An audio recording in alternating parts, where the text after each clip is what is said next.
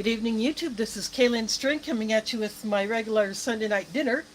I am back from my Ramadan hiatus, and as promised before I took that break, I said that I would bring out at that time the only Halal US MRE that I had, and so that is what is on the tray tonight. And it is also the same menu that was sent to me by Art and Nina, who used to have foreignmre.com. Their YouTube channel is still active, although they haven't put anything up on it in quite some time. But, life happens. But they were gracious enough to find one of their mugs left that they had to replace the one that had broken.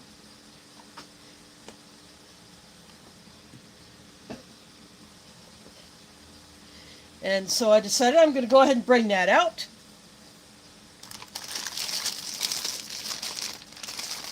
These Halal MREs are the only U.S. rations where you'll find lamb. And I brought out a pair of the tortillas to represent naan bread or other flat bread.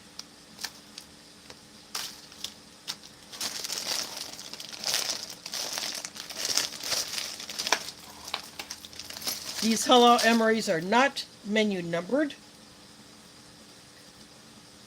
So what you see on the card for the main entree, that tells you what it is. Although in this case it also happens to have the stamp on the retort pouch facing up so you can see it through the ration bag.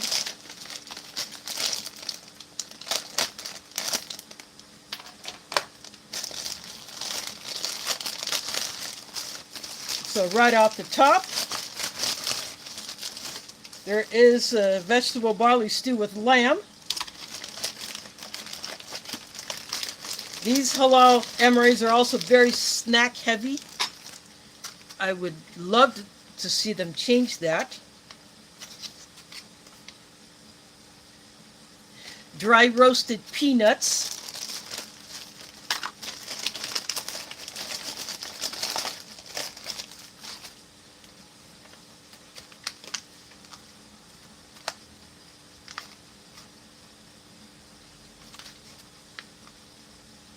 Got the oatmeal cookie.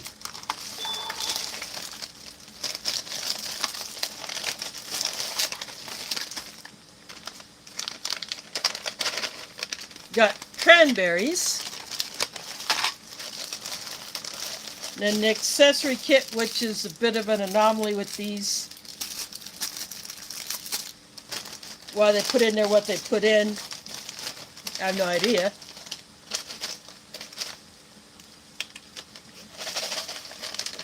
Snackadoodle mix, but sounds like it may have gotten crushed.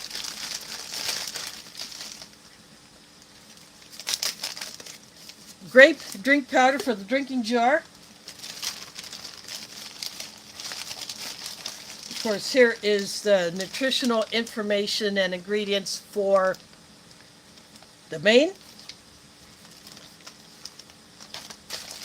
And the last thing in here is the FRH, which I do not use while I'm at home, but I do hold on to them.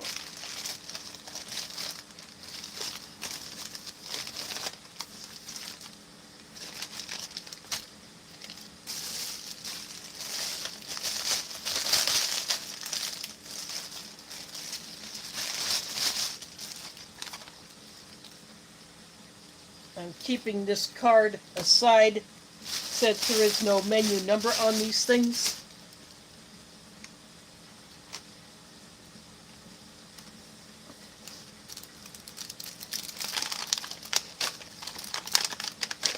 These also do not have any kind of a hot drink option, which I think also needs to change.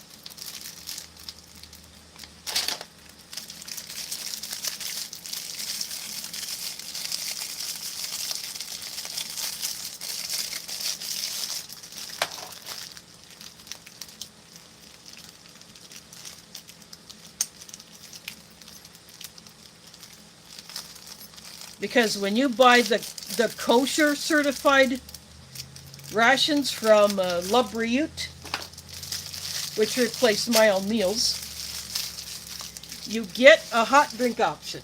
In foreign halal rations, you do get a hot drink option. So inside the accessory pack, you get the spoon, a napkin which does not appear in other US MREs, at least the mil-spec ones. The civilian ones, yeah, you may get that. You get white matches,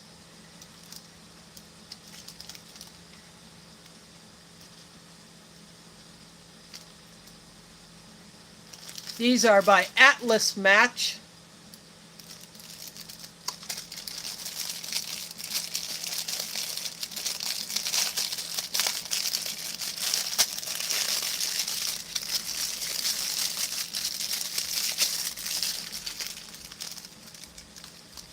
You get the wet wipe,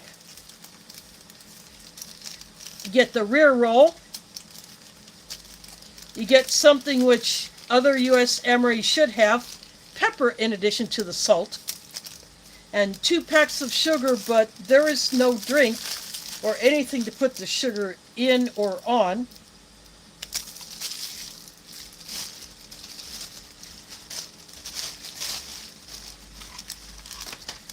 Which doesn't make a whole lot of sense. So I'm just going to put all these things aside because I am not going to be bothering with them.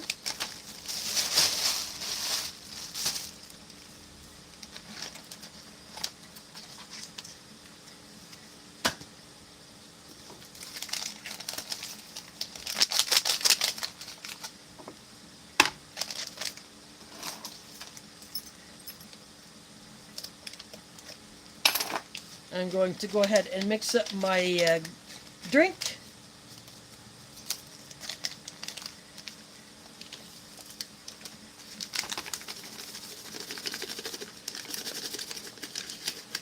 I will explain what this stuff is on my hands in a bit.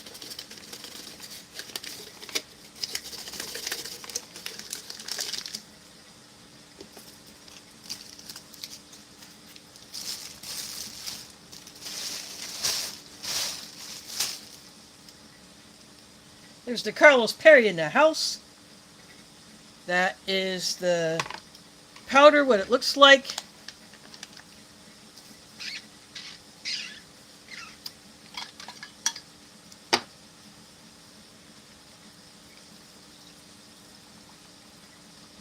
I'll go about there.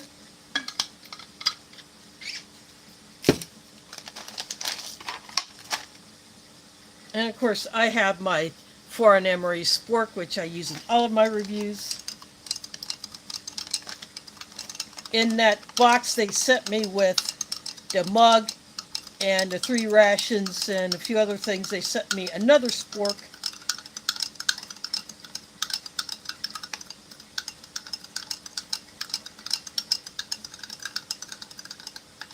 That one will find its way into a giveaway prize box.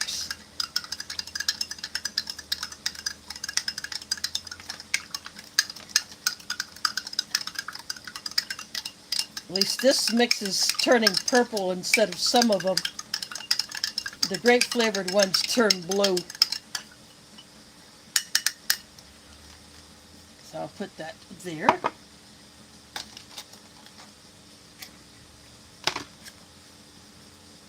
Now, since there is no hot drink option, these are the Nescafe 3-in-1s that I got from Halal Groceries.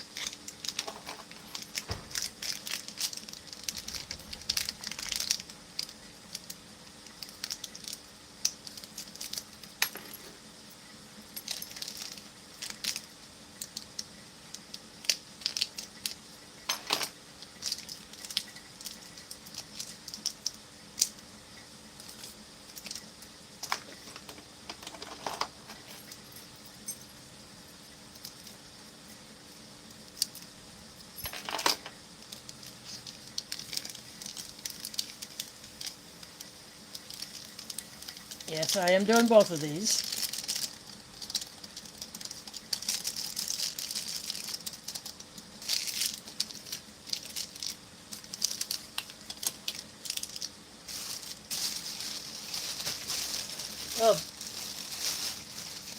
Foxy Hedgehog's homestead. Thanks for dropping in.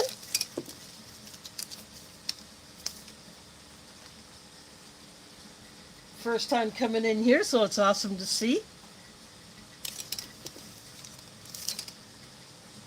So this is what that 3-in-1 coffee looks like that I got from Halal Groceries, which is a local halal food store here in Des Moines. And now what I'm going to do is take this into the kitchen. I'm going to put it in a pot on the stove to heat that up.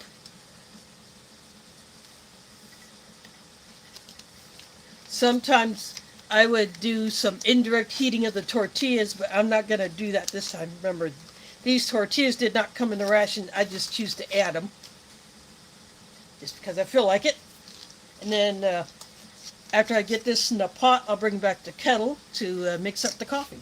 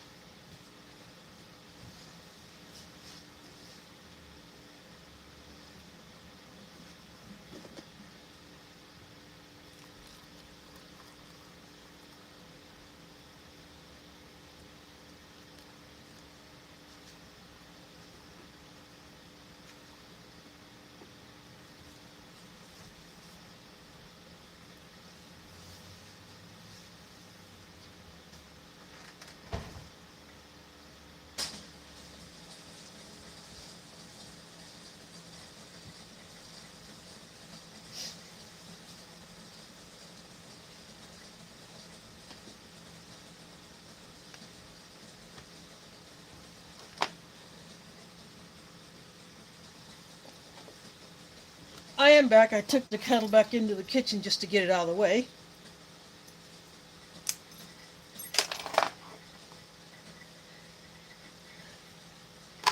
I will give this a mix.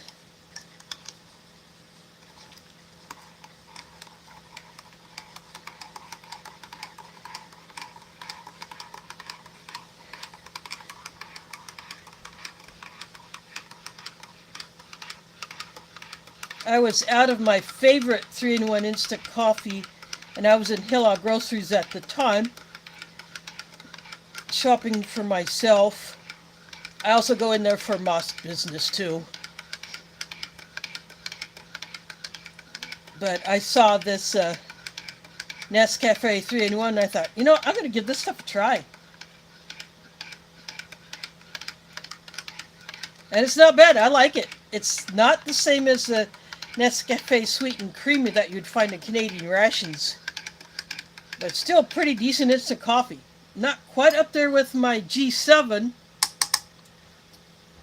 but I'm still very happy with it.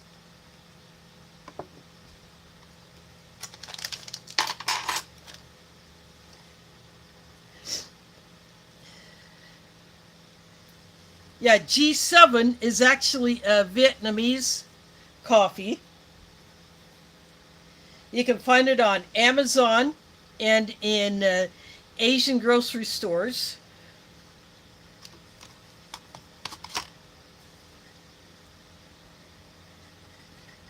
So I have showed it before, but I can go get a packet and show you.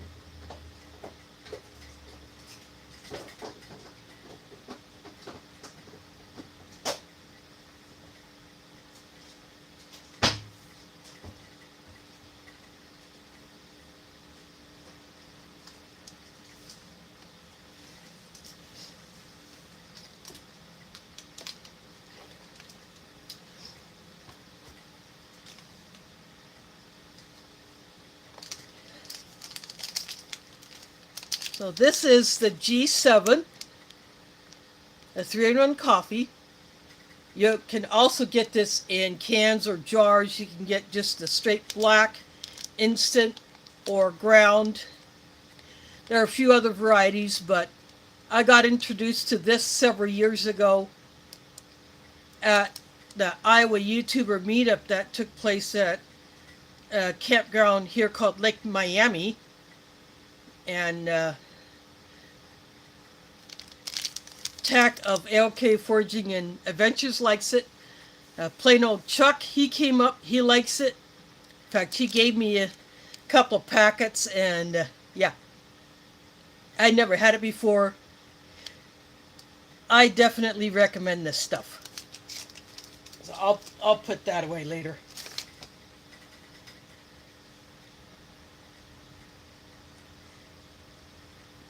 I have never tried the Copico 3-in-1, but I definitely want to give that a try.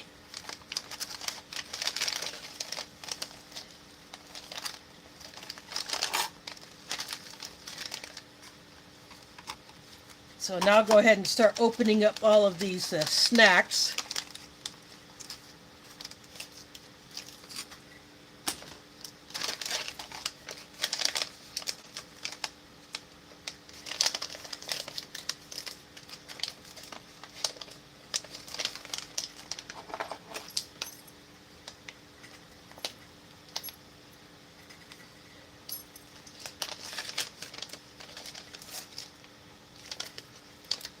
But see, there's a date code on the back of this, 1175, so the 175th day of 2021.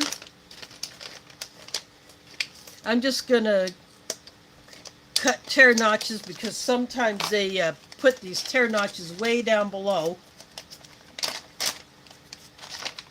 These are just straight up cranberries.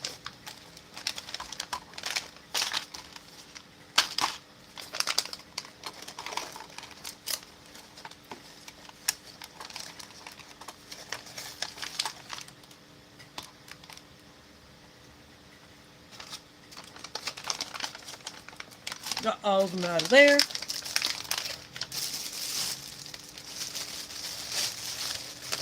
Allergies have been acting up big time, so if I sound like I got a cold, I got the allergies.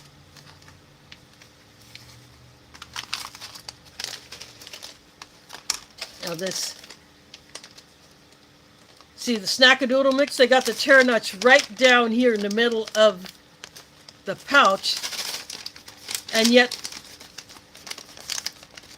it's up here, so that doesn't make any sense. They need to fix that.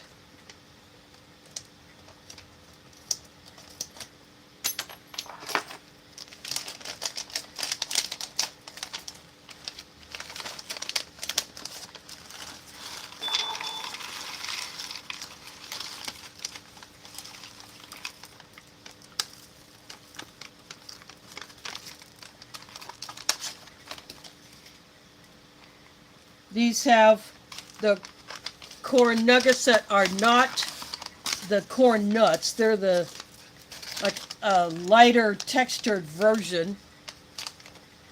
And they put an oxygen absorber in there.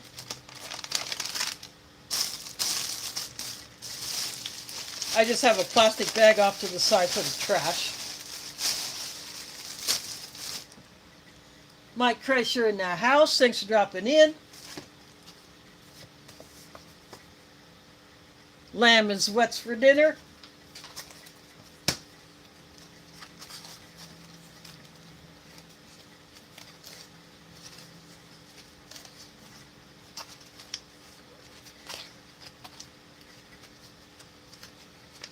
I'm gonna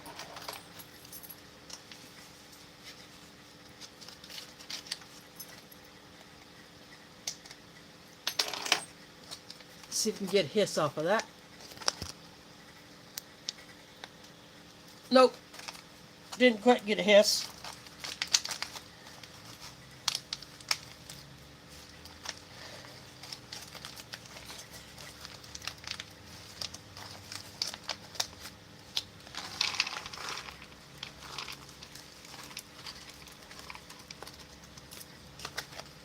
Got all the peanuts out of there.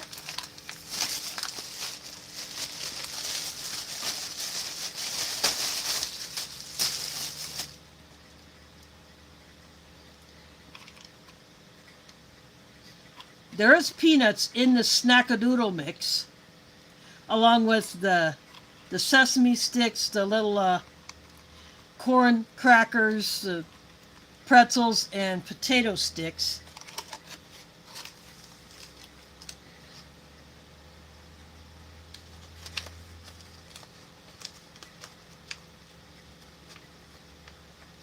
Now, the cookie is one of those that has these, it looks like a wavy texture up and down the one side of the packet, so these are a lot easier to open up. And these are thick. I'm going to put that right next to the cranberries.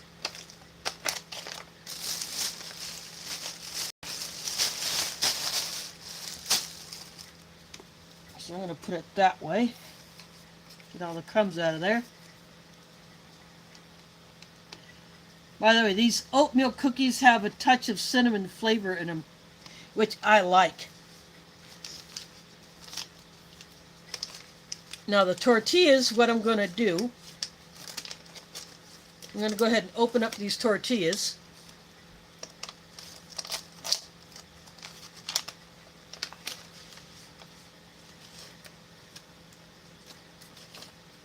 Evict the oxygen absorber.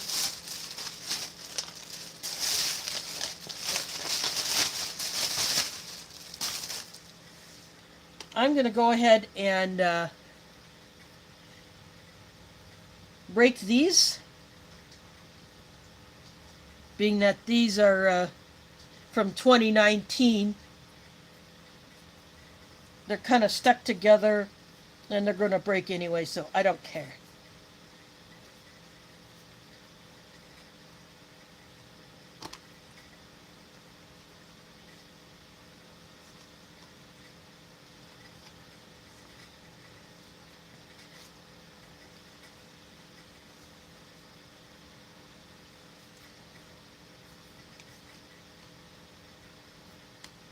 So I'm putting them down, and I will put the stew on top of them.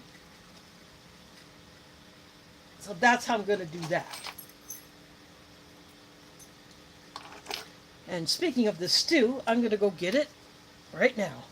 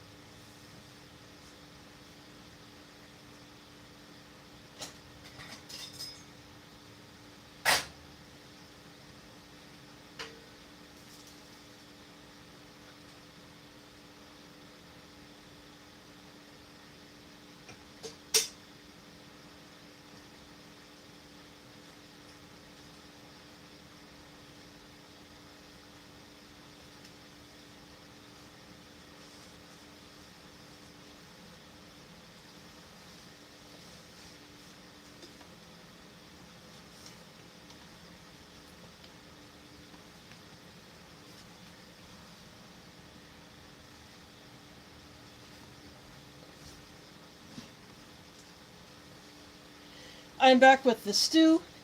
I use, this is a dome lid from my kitchen cookware that I've had since college. And it is perfect for carrying. I just take a pair of tongs, take it out of the pot, drop it in there. Makes it easy to carry.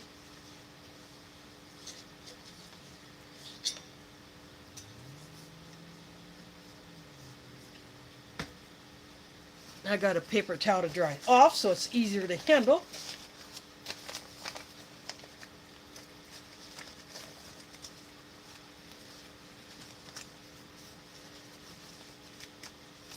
I have not seen any newer pack dates of halal MREs, so I don't know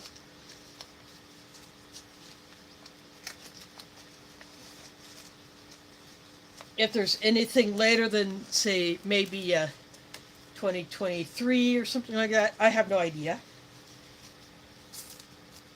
And what I like to do, the tear notch goes across this way.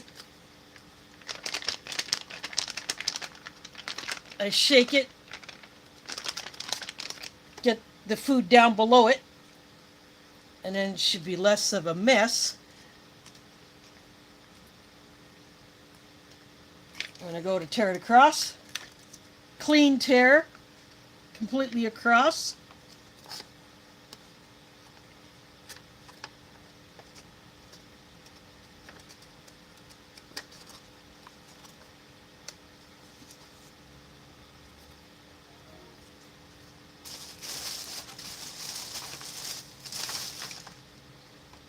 Pretty much all of it came out.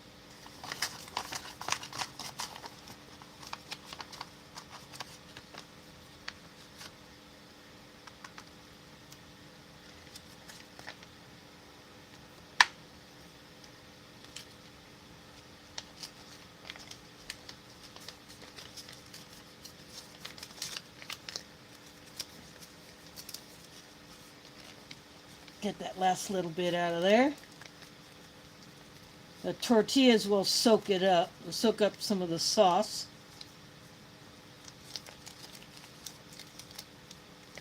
And into the trash bag that goes.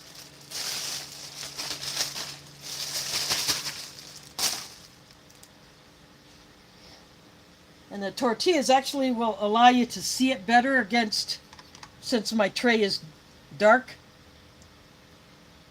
See, it's got barley. That's a big old piece of lamb right there. There's corn.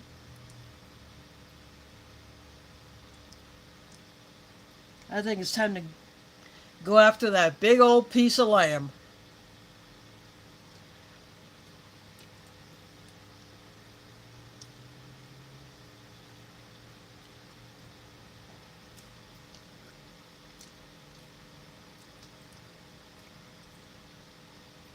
Minimally processed. You can pick up all the fibers of the meat. The seasoning is not overpowering the lamb flavor.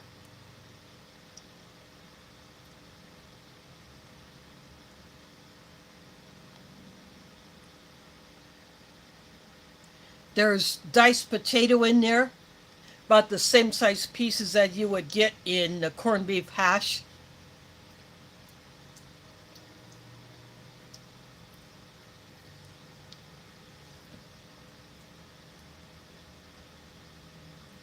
Tim Riley in the house. Thanks for dropping in.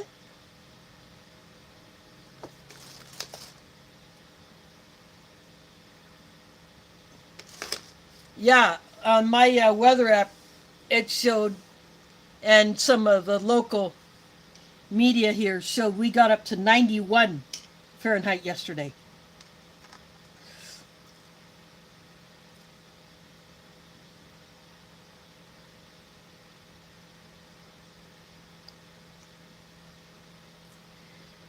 It was a heater yesterday. I resisted the urge to turn my AC on because I knew it was going to get colder.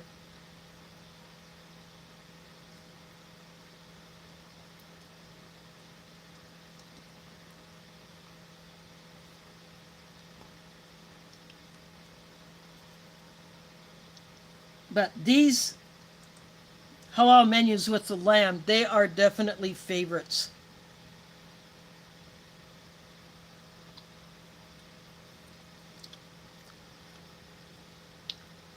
My absolute favorite of them all is a jalfrezi with lamb.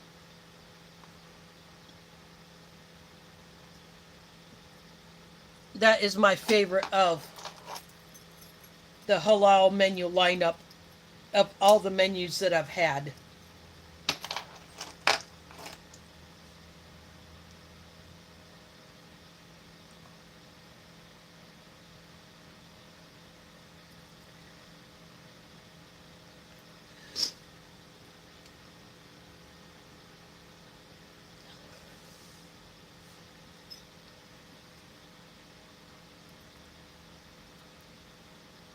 But I think a few people in this building had their AC on because I could hear them humming. I go out to check the mail, or when I went to take some trash out.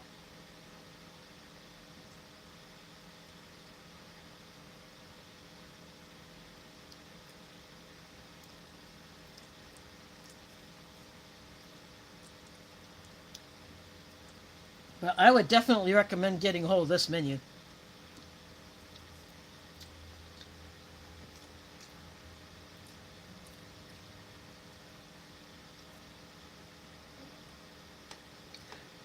Yep.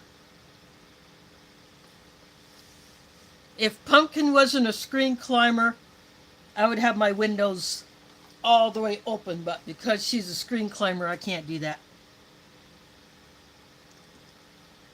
When I had Mila, even in her younger days, she was never a screen climber. She would just rather look out the window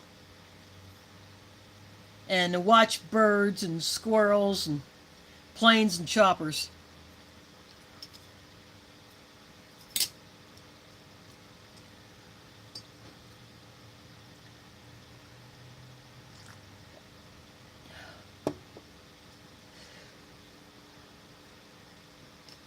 And these dry roasted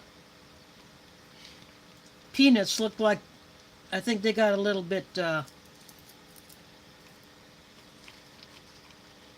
beaten up a bit.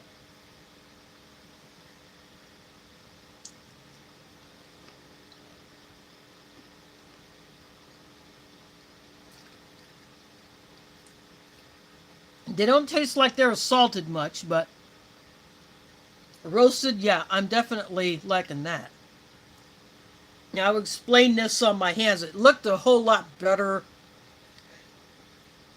which is really not saying much because I suck at doing henna. I was given 2 pre-filled, what are known as henna cones. It's basically, looks like a foil or plastic wrap or mylar funnel that's filled with the henna paste and then sealed up. And this one has a little tiny straight pin stuck in the end. Now you pull out when you want to actually apply it, and then you try to put it back in, which is easier said than done.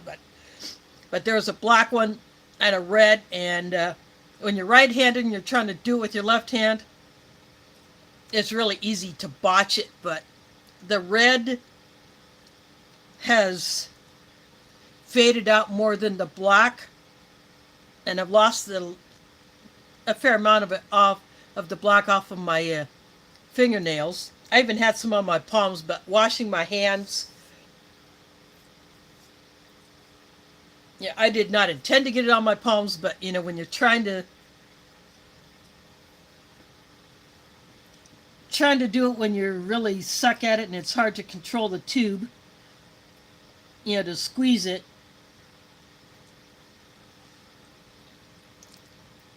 But at least I did it. And I still have some left over, and I will save that for that. This is Eid al-Fitr, which we celebrated Friday. So Eid al-Adha in a little over a month's time. I'll use some more of it then. So I cut some of the tortilla.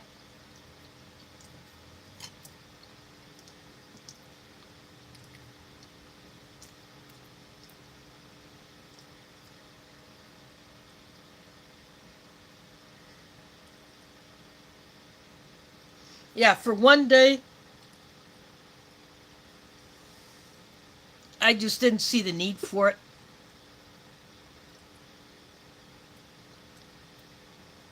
And then when I went out this afternoon to take out my bathroom trash and the cat crap, I could feel heat. Like, dang, someone must have turned the stairwell heaters on.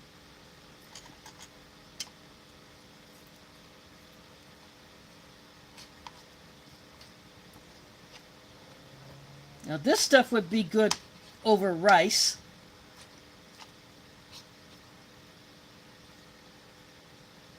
but I didn't feel like taking out half of my bag of the Uncle Ben's Ready rice.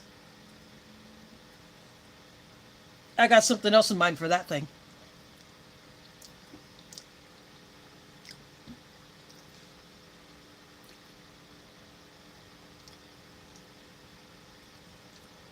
So I figured, you know what? Since naan is a popular bread in, say, like India and the Middle East and other flatbreads, figure why not get the ration version and throw in a couple of tortillas. Now the snackadoodle, this is some kind of a cluster. It's been a while since I had this. There's a pretzel, one of the corn sticks,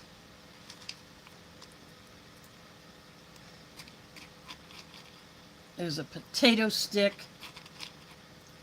there's a corn nugget, and then there's the sesame stick, and a peanut, or half of a peanut. That is all that is in the snackadoodle mix.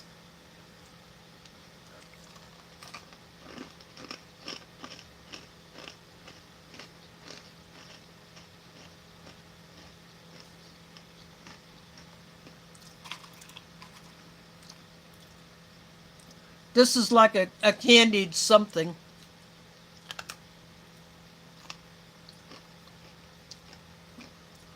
Like a candied peanut. But only a few of those in there. But I do like this snack mix. I think it's a good addition. I'd like to see it in other MRE menus.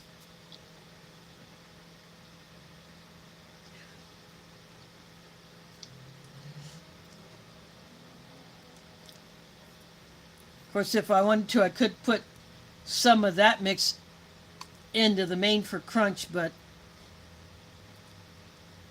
I think the tortilla is enough.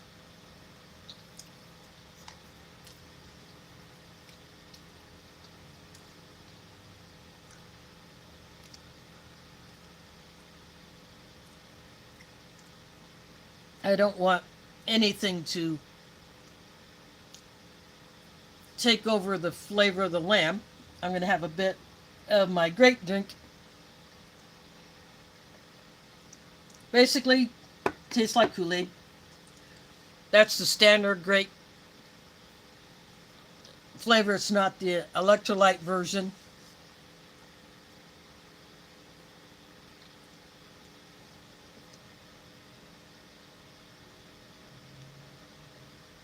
And prepper for the ages in the house. Thanks for dropping in.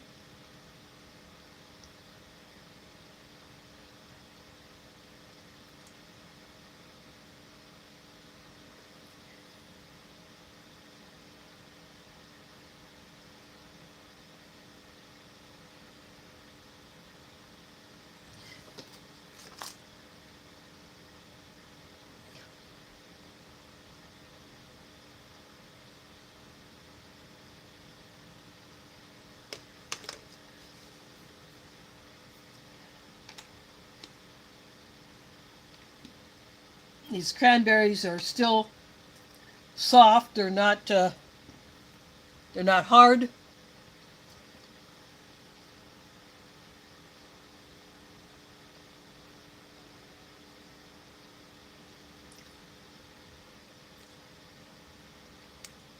I'm so happy these are not the osmotic ones because I cannot stand those. What they do to those is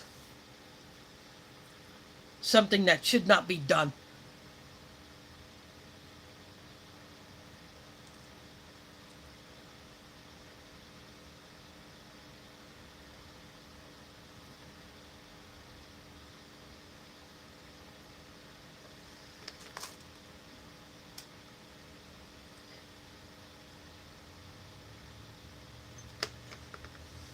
Pepper for the ages. At least you're in here. You're not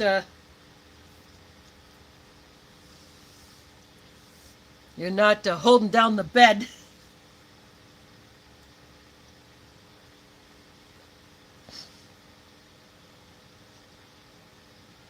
Yeah, my allergies have been acting up since, with this weather change.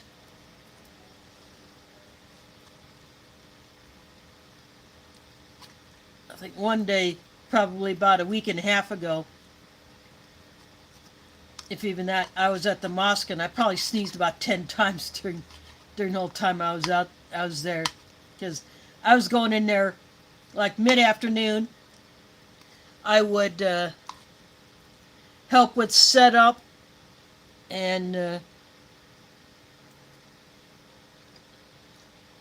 make sure certain things was done. Then I would stay through our late night prayer.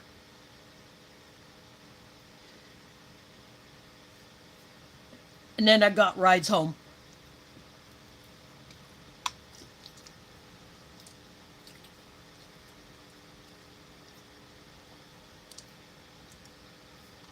And then Friday we went for the Eid prayer, we went to what used to be known as the Seven Flags Event Center. Now it says Horizon. So there was a name change about a year and a half, 2 years ago, something like that. And they did some renovations to that whole complex. And they have different rooms that groups can rent for whatever their activities. And we were in the room that had about 8 basketball hoops hanging from the ceiling. So they do like half-court basketball or something like that in there. So that's the room that we were in. Now you're not too late because you're late if you're catching the replay. That's the way I see it. And I've only eaten a small amount of the food, so. Again, this is the same menu that I got in that box from Art and Nina. But that one will just be for personal enjoyment off camera. But I got out the one that I had first. But I have my favorite DAF, the black line salmon paella. That's a Chilean ration in a black and white bag. And then I have the corned beef hash, the best brown bag MRE menu, if you can get it in good condition.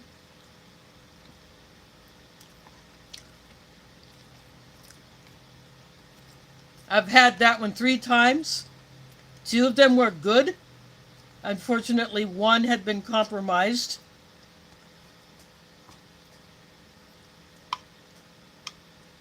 And sometimes with those brown bags, you never know what the coffee is going to be like, whether it's going to be good or not. So I think I will open that one up on camera.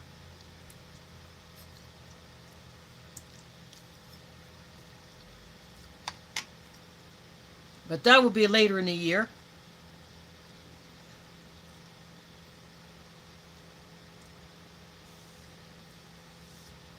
Before then, I will probably get into my other Chinese ration, the Halal certified one.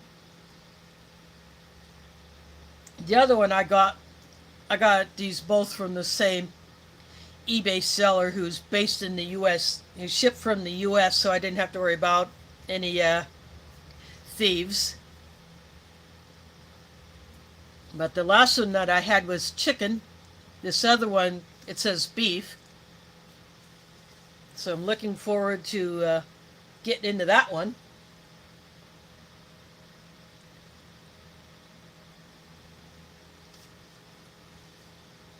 And I have that RCIR that I got from the same person I got that Dutch monstrosity of a ration from. He sent that one, even though I did not pay for it. I just paid for the Dutch, but because he had some delays in getting out, stuff happens. Yeah, don't worry about it. I'm okay. He decided to go ahead and send me the RCIR, so I'm looking forward to getting into that one.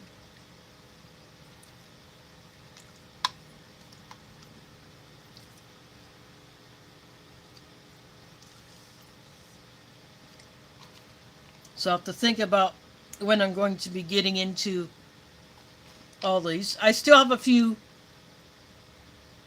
of the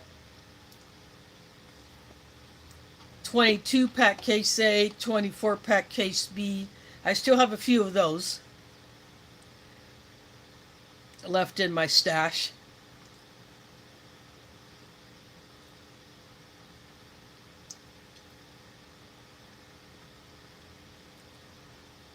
So I will sprinkle those in as well.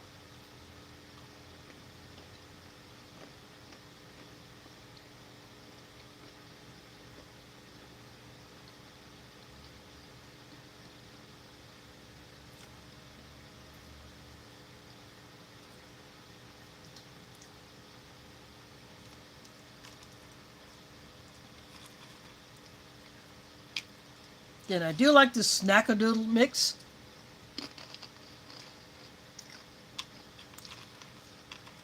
I'm glad they added this. It's a nice change from the other snacks that used to be in here.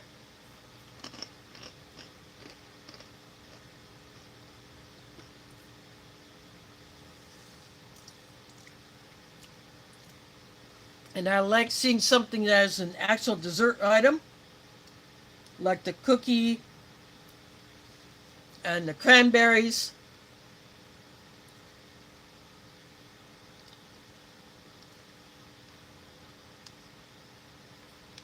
And of course, the packaging is a big improvement over what used to be used for the Halal MREs, say before like 2019 or 2020, when all of these items here, like this and these, were in thin silver packaging that really did not do much to protect the food.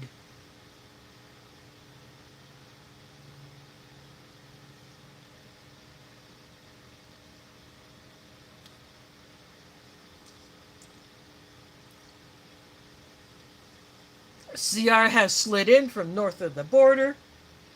Thanks for dropping in. Lamb is what's for dinner.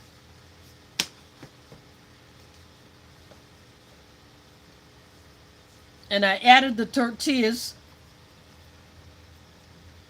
to represent a flatbread that would be common in some Middle Eastern meals. And speaking of flatbreads, there is a woman here who makes a pizza-sized flatbread that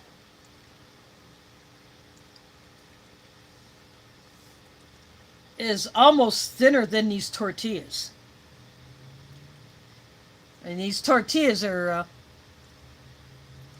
it's a pretty thin, but she makes these flatbreads, big round things that are the size of an extra large pizza. And she sells them through Halal groceries and private sale. And she makes them in her own kitchen at home. She does not have a commercial kitchen.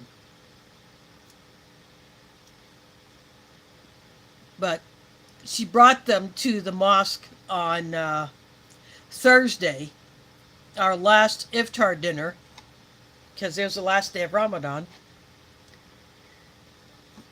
She brought them for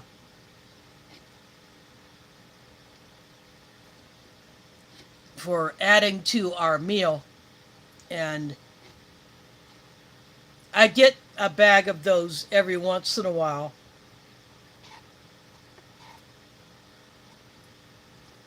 So I am supporting two local businesses in one shot when I'm doing that. I support a locally owned grocery store, and I support a local artisan baker.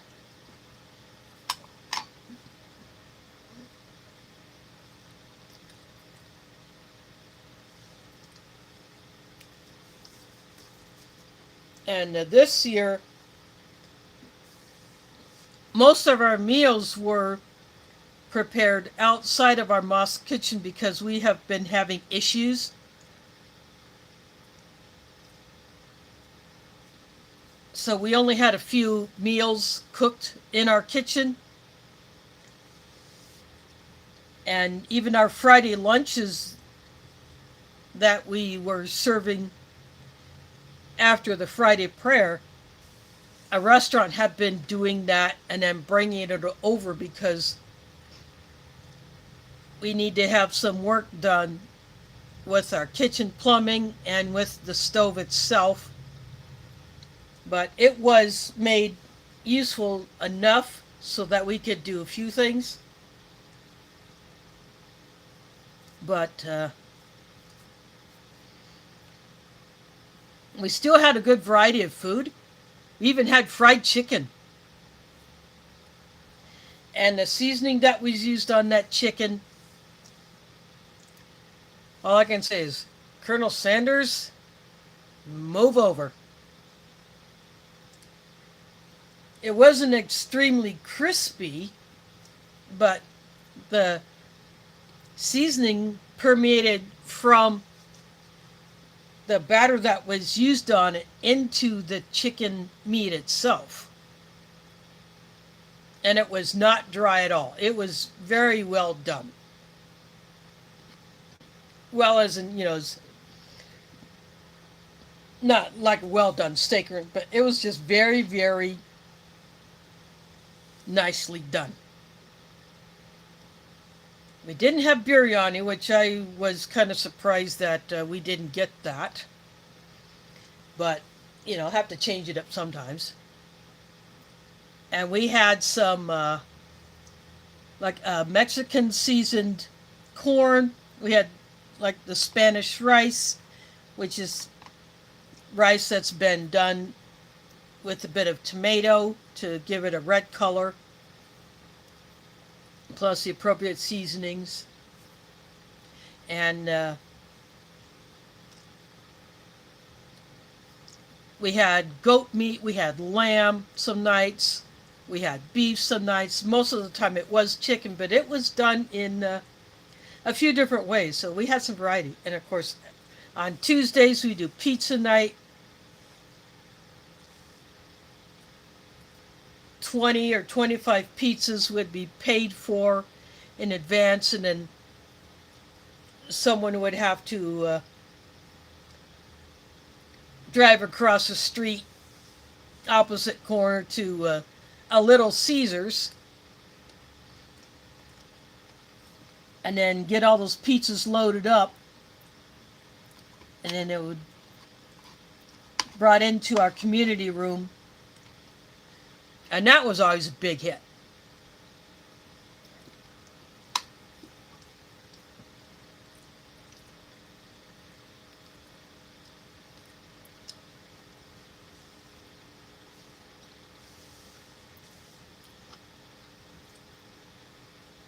If you wanted to color rice, you could use, besides tomato, you could use beet.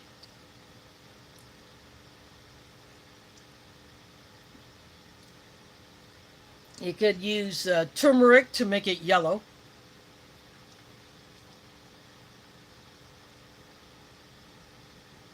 If you want to go natural with the food colorings, you could use something like that.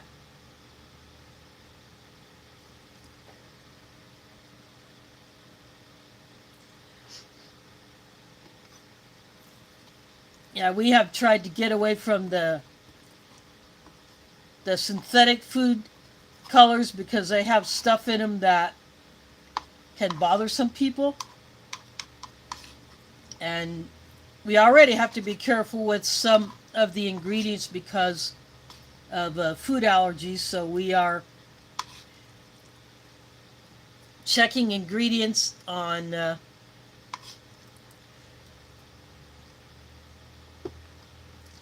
packaging ahead of time, or we are asking if it has a certain thing in it.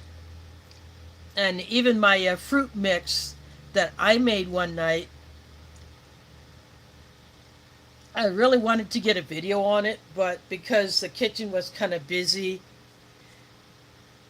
when I was doing it, and I was being frustrated with the can opener because someone had taken the green handle can opener that I had donated couple years ago for opening number 10 cans, and that thing opens them slick and fast.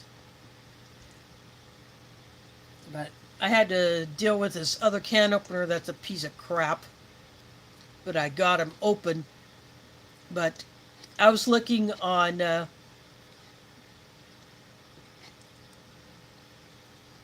raisins that I got from Halal groceries. The bag says may contain sulfites. Oh crap, there's someone who is allergic to sulfites. So then I went and got a bag of sun-made raisins from Hy-Vee. I looked at that, and it just had raisins, nothing in it. So, okay, I'm good to go on this. So I made a separate batch and marked it as, no sulfites. And so that made that person happy.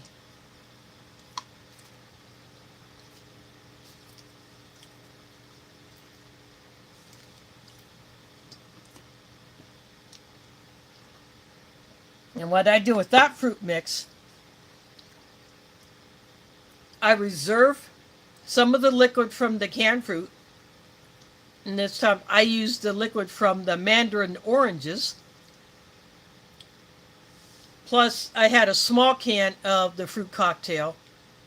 I used the liquid from that. And a little bit more of, I had 5 number 10 cans of fruit cocktail, plus the small 15-ounce can. I had 13 cans of mandarin oranges. I used 3 of the 4 bags of the halal marshmallows. I ended up getting 2 more after I'd done my grocery haul where I showed 2 bags. I went and picked up 2 more because I thought I might need some more of these. I ended up not using the 4th bag. I still have it. So that'll probably be a snack for me. But I used 3 bags of the halal mini marshmallows, which are about the size of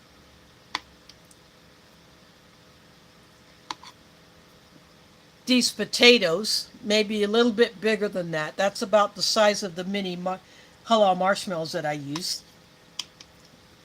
And then a whole bunch of instant pudding, vanilla instant pudding mix. I got 3 more boxes in addition to the pudding mixes that I had shown in my grocery haul. So I had a whole mess of that instant pudding mix, and by mixing that in with the liquid from the fruit, you're making a sauce. And some other people who make a similar mix, they may not use as much of the liquid as I did. And I just mixed it all together, and then I added the raisins in the separate batches, and I had labeled them, which ones are the raisins that may contain sulfites and which ones have the sun-made raisins. But you can add cut bananas. I've done that before. I've added cut apples before. You can put in nuts if you want, but I did not add nuts because I did not want to aggravate anyone with nut allergies. But now that I know that some brands of the raisins may contain sulfites, which bother some people, I will stick with sun-made raisins or any others. I will look at the packaging just to make sure that it just says raisins on it, no other ingredients. That way I know it's clean. But that was a big hit. Everybody enjoyed it.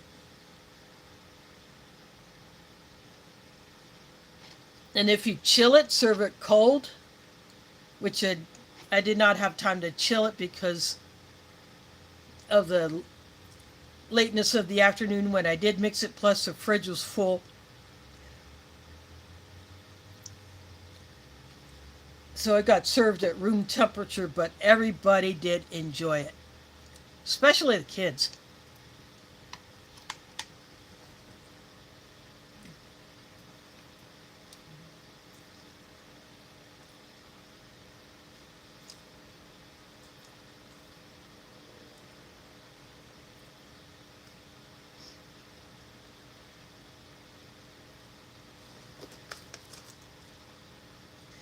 Well, see, I wonder why. What did you do during my Ramadan hiatus? Did you find some other food streams to follow? Or were just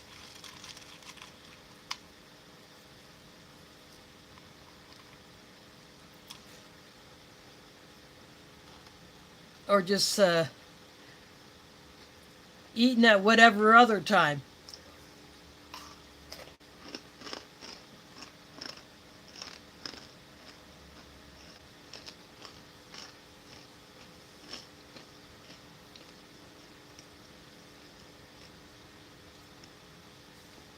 And Wednesday night, one of the guys made a different version of the fruit mix. And what he did was he puts yogurt in it.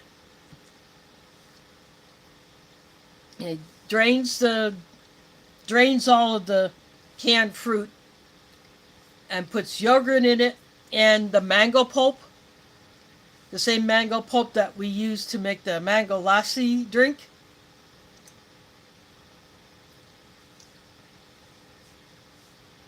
So that's what he puts in his. Again, that's one of those you can tweak it any way you want. You can add additional fruits, you can add nuts, you could put marshmallows in there if you want. You could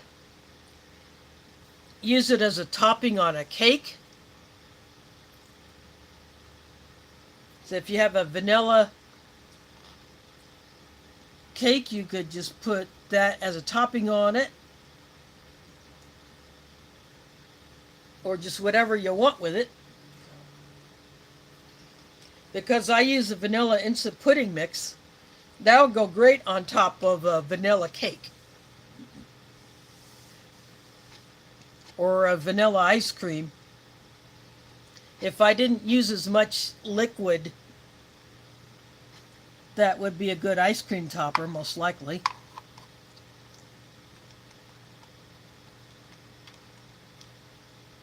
I never tried putting cranberries in that mix.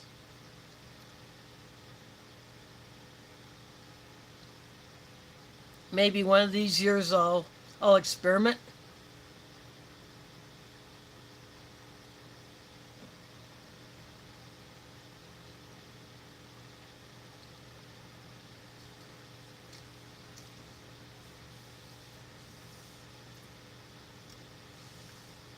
One time for family Thanksgiving, I made it. And everybody enjoyed it. Especially the kids. I did it when my niece and nephews were still living at home. And they enjoyed it. And the other kids that were there, they also enjoyed it. So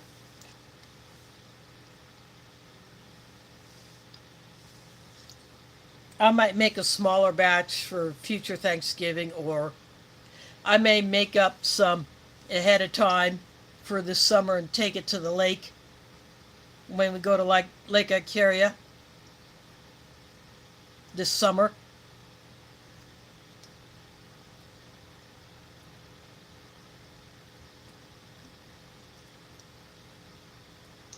We already have that week booked.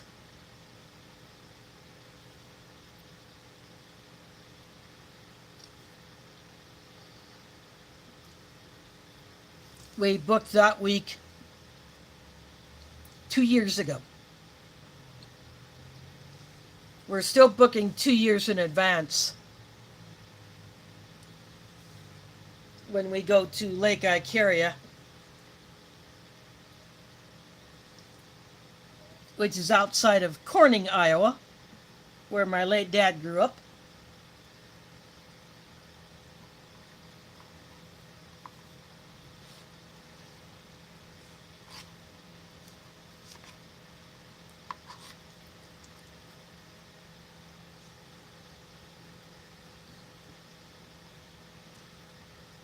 Two years ago, I made mango lassi, a small batch of it,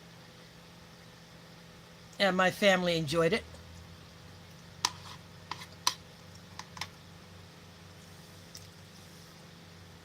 There are different versions of the mango lassi as well. Some use yogurt and the mango pulp. They may not use milk or ice cream at all. Some may use a combination of, say, like milk and yogurt, or yogurt and ice cream.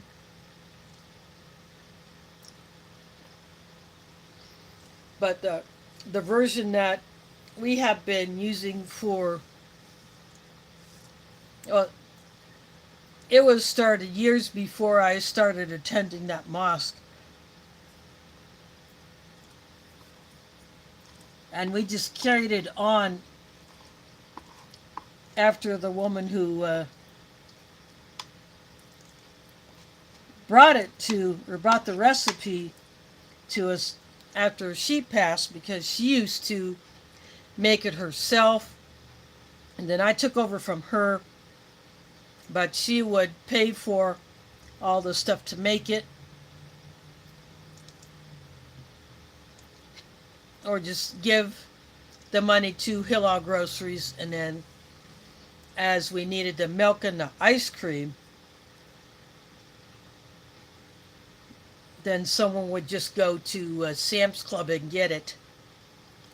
The mango pulp, being that is in cans, you can store that easily without issue.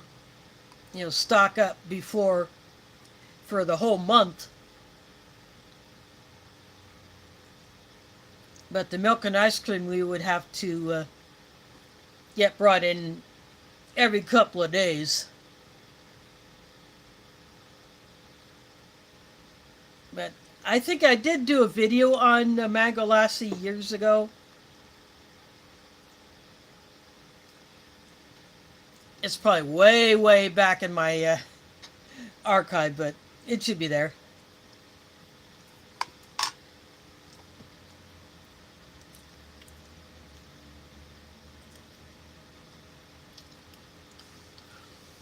Oh, it was ice cream weather yesterday. Unfortunately, I didn't have any.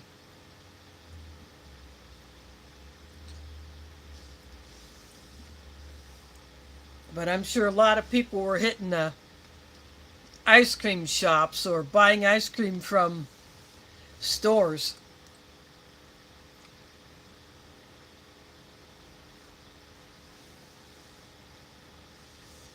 But I just took a chill day. I only did one load of laundry. Normally I do 2 loads at a time, but I only did 1 load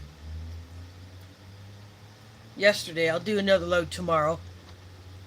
I just didn't really have the time to do laundry at all during Ramadan, and I got such a pile. It's going to take me a while to get caught up.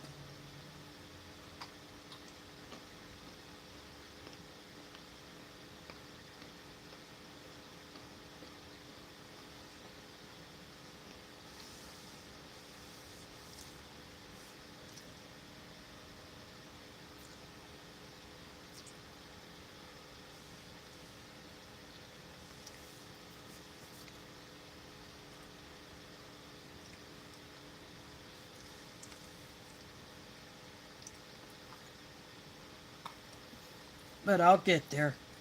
At least now I can be a bit more picky about what I wash first and what can wait. I'm pretty much going to go by the weather, at least through the rest of this month. But now that Ramadan is over, I need to do some grocery shopping.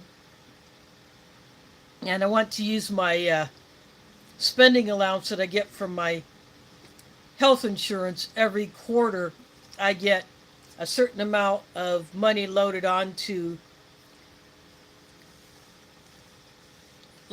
my allowance, and then I can do certain activities to earn additional rewards, and then that gets added in, and I use that to pick up first aid items. I can pick up certain supplements. I can pick up certain hygiene items. I can buy one of those reacher things, those grabbers. I actually had one, but I was using it last year when we were doing planting in the yard in front of the mosque, and I was picking up trash with it. And it was, the cheap one from Walgreens. And it broke. So I will replace that. But you can get OTC medicines. You have to, when you're in the store, you have to find the ones that have the stickers or the tags that say OTC or FSA eligible. And those are the items that you have to pick from. In some plans, you can order them through their website or an app. And for some insurance providers, that's the only way you can get those items is through their site or their app. But in others, I used to have to do that, or I could only order through Walmart. And a couple of those orders got botched.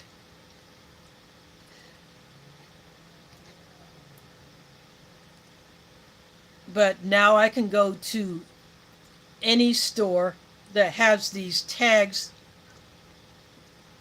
that say FSA or OTC eligible, like Hy-Vee, Walgreens, Walmart, CVS. I'm not sure about Target. I haven't been in a Target in years, so I don't know about that, but I probably could there. I would just have to go there and look, but I usually like going to Walgreens for most of it because I can earn that balance rewards.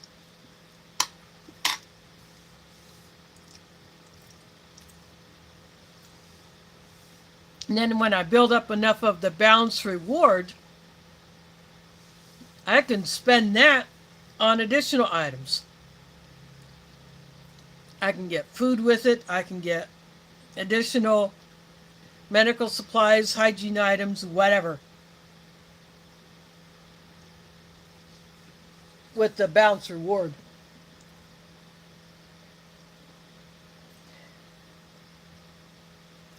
Oh, not a whole lot. Just yapping about food.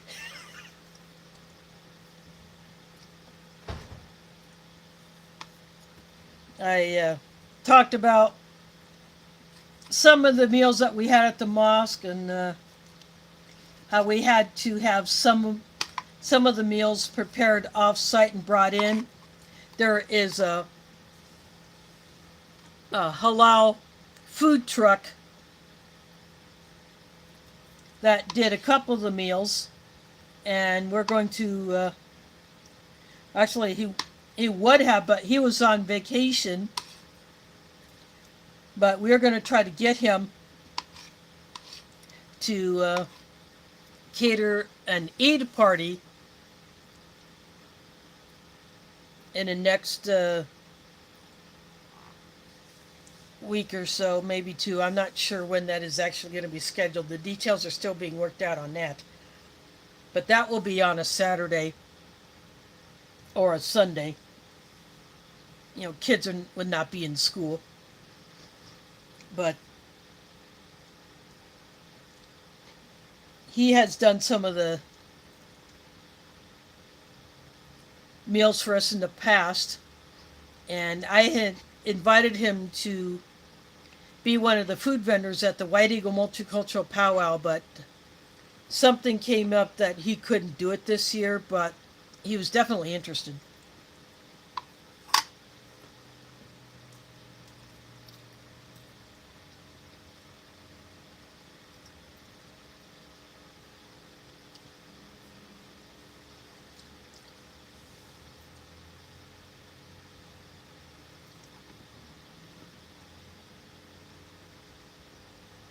I would have preferred to see like the lemon lime drink mix with this, but I'm happy with the grape. Now this is the oatmeal cookie, and these have, you can smell the cinnamon in these as well as taste it.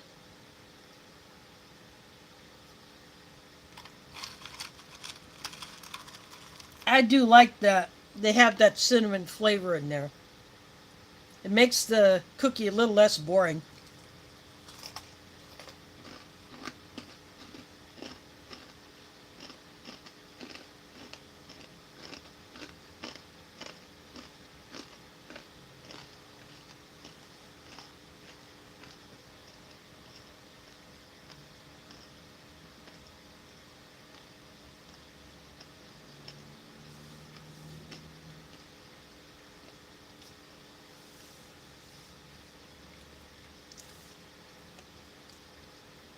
You should go check that out.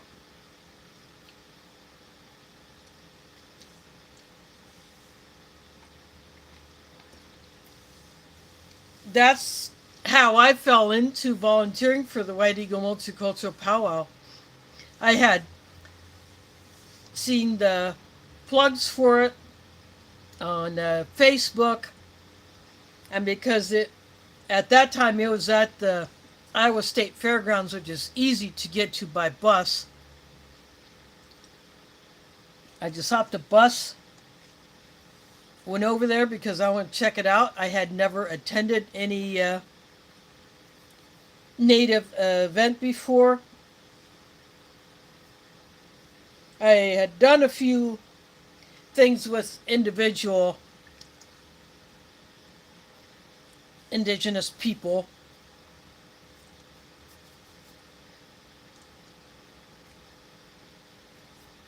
And of course, when there were the protests against the Dakota Access Pipeline, also known as the Bakken Pipeline, I was there. I was live streaming, and of course, someone needed a little emergency first aid, so I took care of that.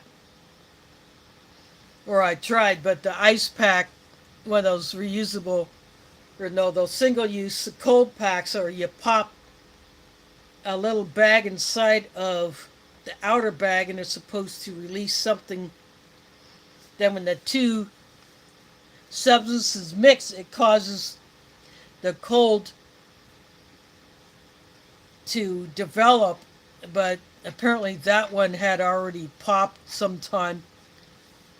and it was useless. I didn't have another one, but I tried, but I still did my best for that person. And it was actually one of the police officers who was there who was asking for someone who may be able to help a person. I said, "Yeah, I'll go do it," and that's what I did. But I had met some indigenous people that way. But when I went over to the kids crafts area at the fairgrounds, I thought, "Oh, this is cool. Kids are doing stuff." And I was watching the dancers and other performers, and the woman that was running the kids crafts area, she was doing it all by herself. So she wanted to go get dinner, and I assumed that she was getting it from one of the food vendors. So, yeah, sure, I'll hang. And when she came back after getting her dinner, I just stayed.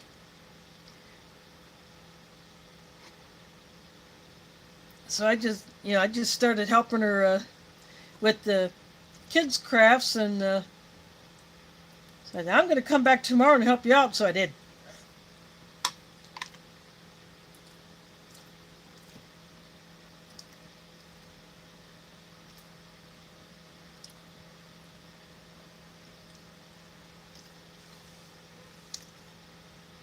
I have never had the shrimp egg foo young. In fact, I don't know how long it's been since I've had anything like that.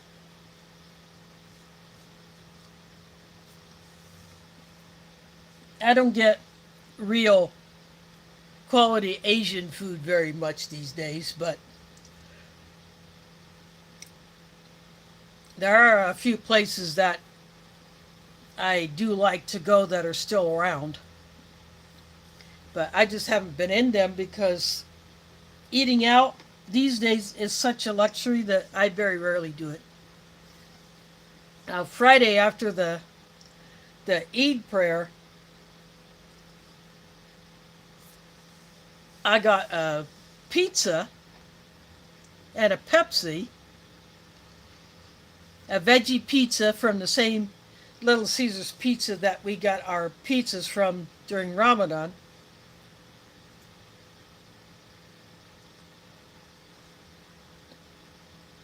So that was my lunch. And then we had the regular Friday prayer at the mosque, so I attended that, and then the rest of the day was just chilling here at home with the kitty.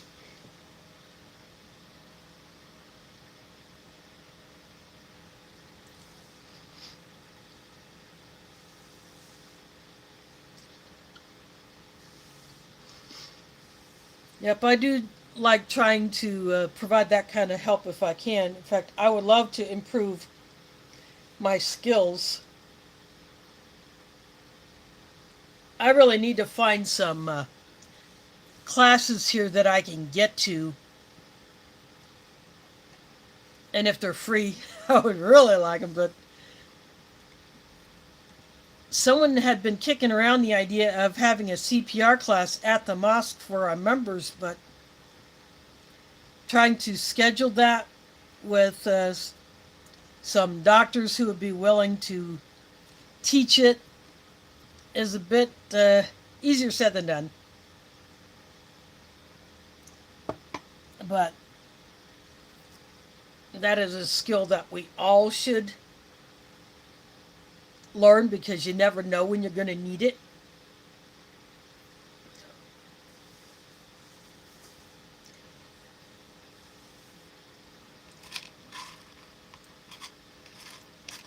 And then in addition to the CPR, it would add the instruction on how to do the Heimlich for someone who is choking.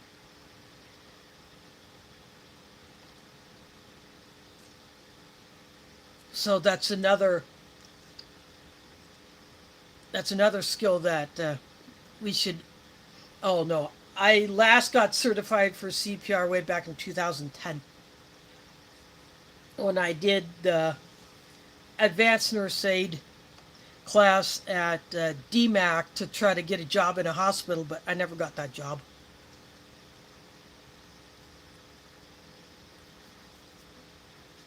Even after using Spanish during the clinical, I was interpreting for a Spanish speaking patient and their family.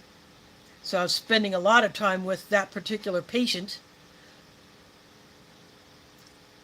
So I thought, okay, this is going to really get me both feet in the door, not just one. But nope, I never even got a response saying that my application had been received. Nothing.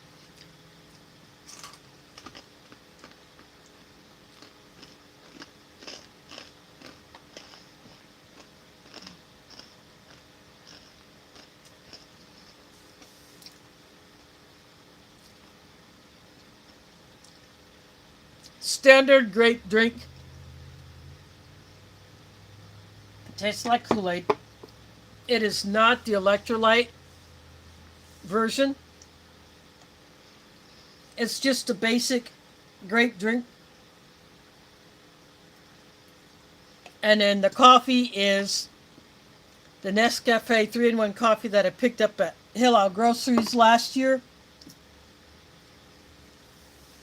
I was out of my G7 and I happened to be in the Halal Groceries doing some shopping and I saw this Nescafe 3-in-1, so I grabbed a box.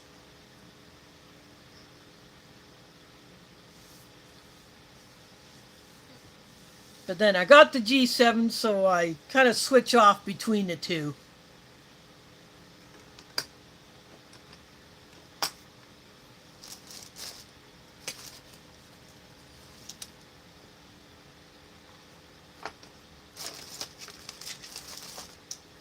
In fact, I still have the G7 packet here. This is my favorite 3-in-1 instant coffee so far.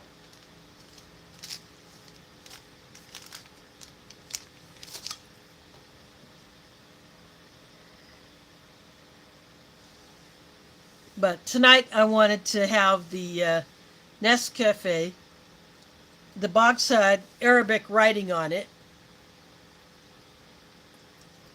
It's a slightly different recipe than the sweet and creamy that you'd find in Canadian rations.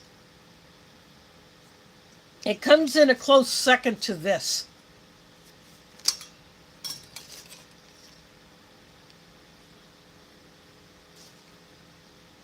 So I usually bring these out when I have a ration that doesn't have a hot drink option, or I may get into one of my teas, or I may do cocoa. But I like having these instant 3-in-1 coffees because that's how I like my coffee anyway. So that's what I do.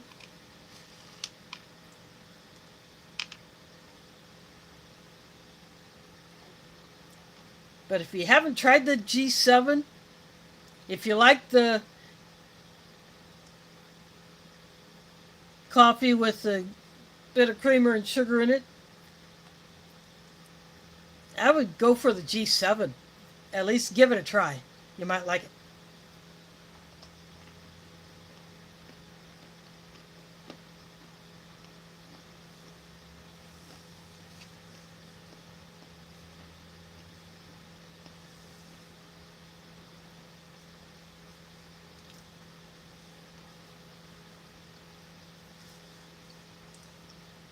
Well, this here that you're seeing, that is the base of my phone mount. It's clipped to my desk.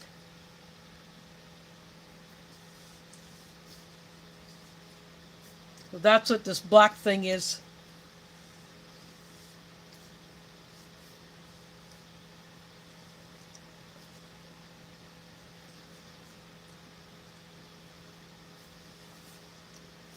This is the foam mount that replaced the old white one that I used to have that just gave out. I had that thing for so long, I used the crap out of it. And this one is so much better. It's got an additional adjustment on it, which I like. It has a better jaw. It has an adjustable clamp for the base. You can adjust it to the thickness of the desk or table that you're mounting it to.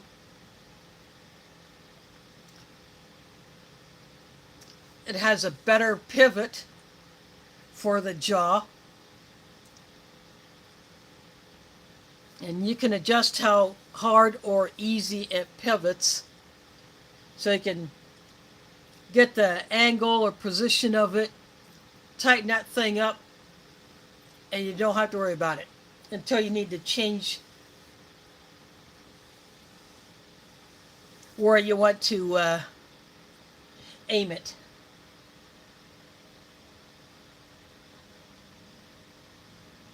Oh yeah, it rotates.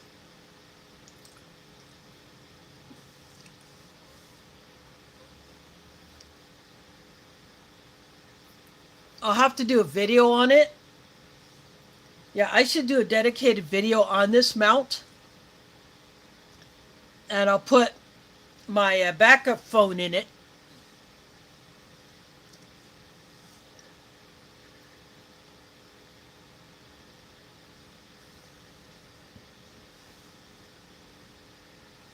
But this one is so much better. It's sturdier. The wide jaw is a whole lot better for holding your phone than the narrow one, because the jaw, the white one, was no wider than that. And like I said, that thing was old. It just had a spring clip. So even on a hard thing like this desk or table, it just was not very stable. But this one here is far superior. And of course, I use some of my YouTube revenue to pay for that.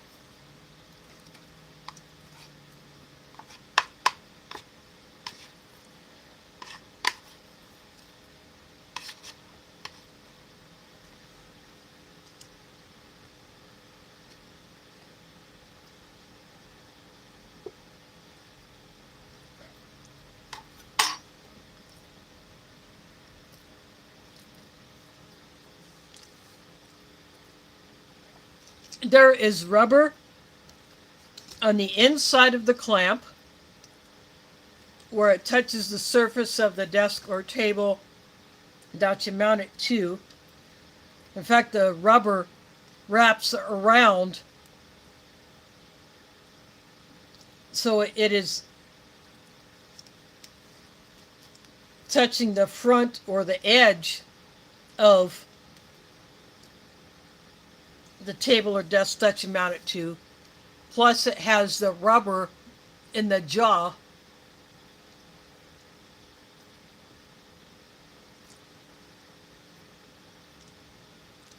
so that it doesn't scratch up or mar your phone.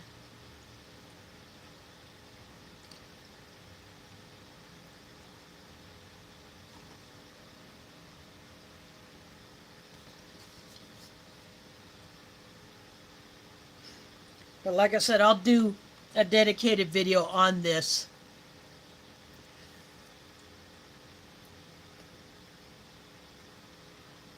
I may have to dig out a tripod and set that up so I can have both my hands free to manipulate this this flex arm. because it would be hard to do that with.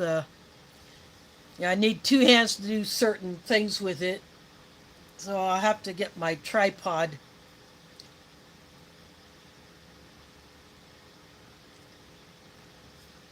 And do it that way. I'm going after some more of these cranberries.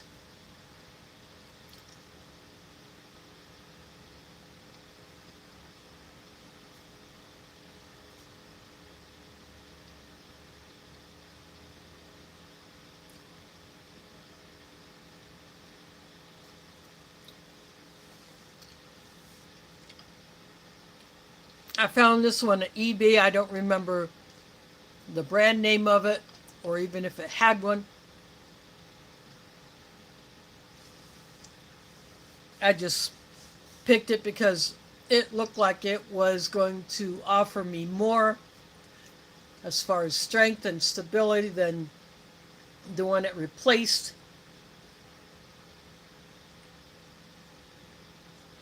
So after the plastic piece that was on the pivot of the old white one, when that thing broke, oh, that went right to the dumpster.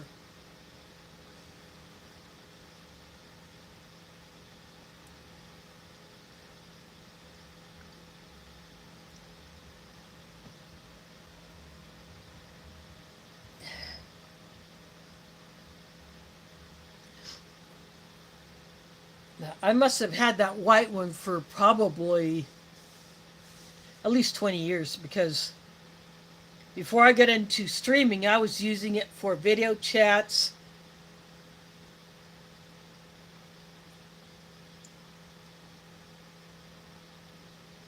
And things like that. But I was having my phone in the portrait mode instead of the horizontal or landscape mode like you're seeing my yeah, I got my phone in that landscape mode. I had to do it in that vertical for a while because for some time YouTube was not, or yeah, the YouTube was not letting me do the horizontal streaming like I prefer.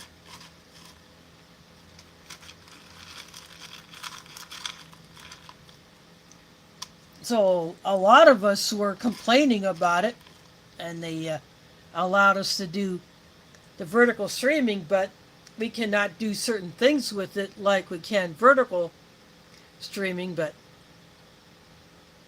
maybe one of these days when I'm doing something else other than a ration review, I might do a pop-up live where I'm doing the vertical thing.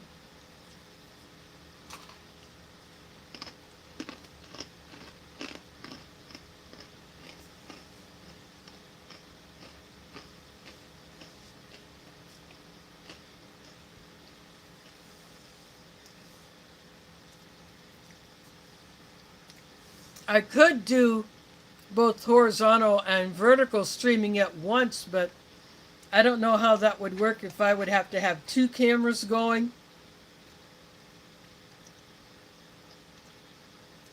Or if YouTube somehow takes my horizontal and reorients it to a vertical format. I have no idea how that works. And I don't know if I have the bandwidth to cover a dual stream like that.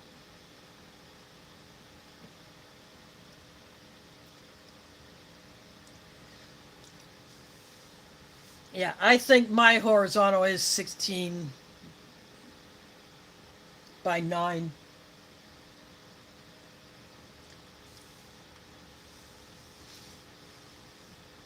I think that's just the standard.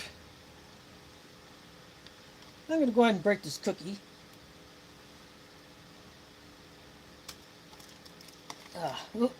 Piece of it landed in my cranberries. That's what it looks like.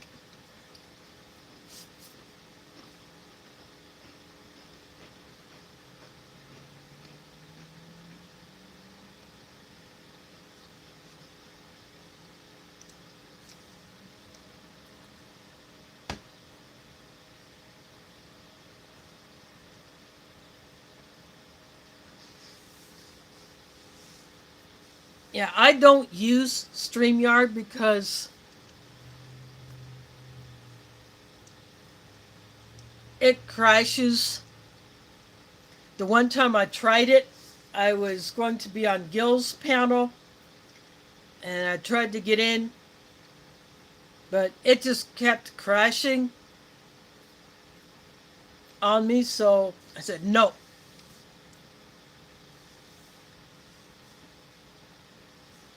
There's no way I can do it. And I can have two streams running, one on my tablet, one on the phone, and I have done that, but it gets slowed down a bit. So there's a bit more stutter of it on my end, not on the end of the person who's hosting the stream, but I just don't have the bandwidth here to really accommodate that, and I don't have a webcam for my laptop.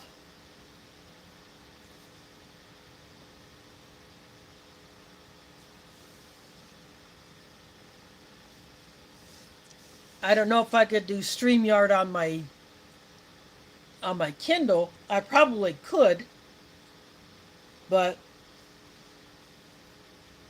that would be something I would have to experiment with.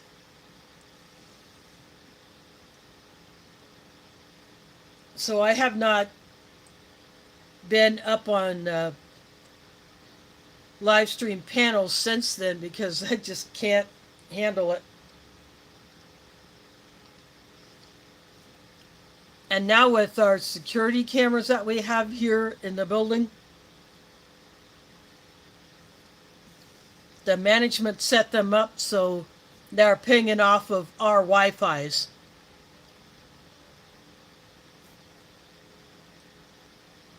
Of course, you had to agree to let them ping off of your Wi-Fi, which I did. You know, I'm happy to have the cameras because now they can capture certain things that have been going on. Like, you're not supposed to smoke in the building, but in the laundry room, people have been popping a corner or two of the window screen so they can throw the cigarette butts out because they smoke in there while they're doing their laundry.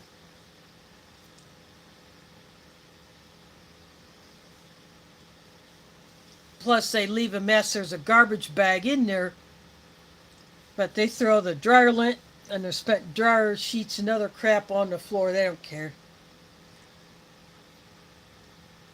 So the cameras will capture that. And when someone tried to use their key to get into my apartment, I called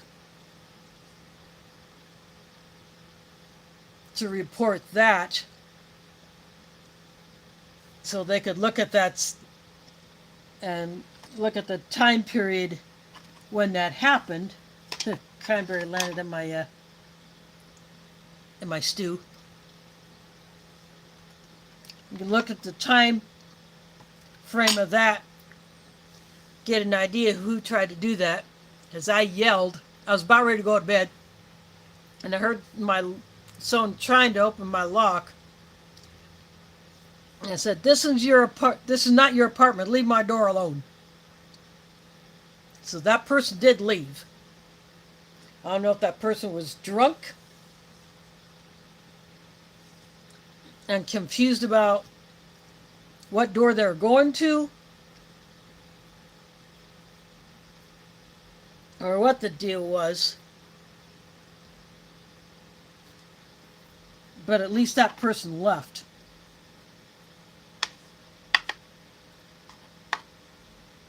But who knows what would have happened if that person's key would have opened up my door.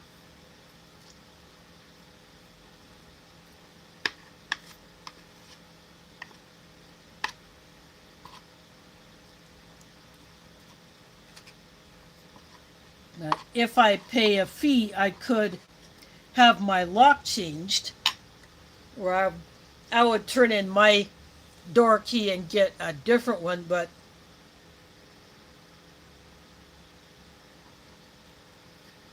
that is something I still may do. I'll have to find out how much that relock fee is.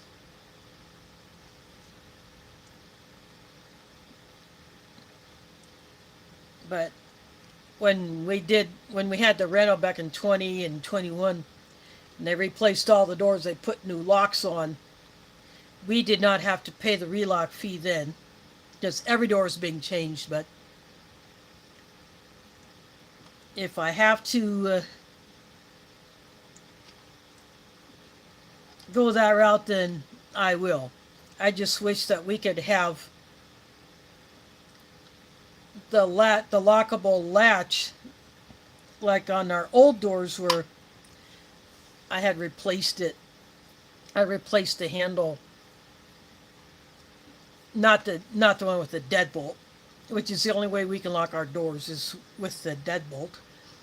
But the regular knob, I replaced it with similar color one that had the little thumb latch to lock it from the inside, and from the outside you'd have to have a key, but didn't like that, so I had to put the old one back on. But then they changed the door, but I still have that handle set stashed away, so if I have to, SHTF situation, I'll put that back on.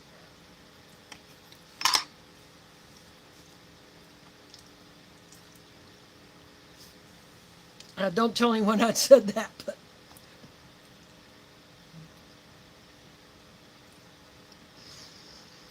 oh yeah, if someone messes with the entry doors here, homeless people have been known to get in here and sleep in the stairwells and even in the laundry room. And a few times you go out of the hall in the stairwell to go outside, or you're coming in from outside and you get a whiff of something a smell that should not be there. I hope you get my meaning. Yeah, that has happened a few times.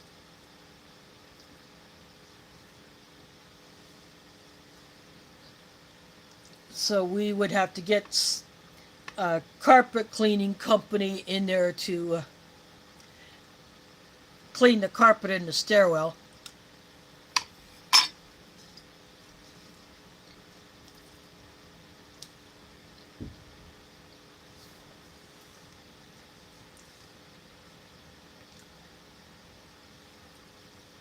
But occasionally we do have someone who will mess with the locks on the security door, so they either don't latch or the handle completely comes off.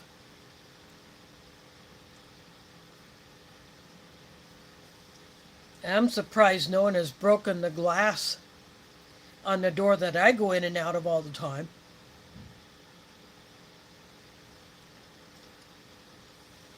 But we have cameras on the outside of the building, so hopefully those are monitored, or at least looked at, just to make sure that there's no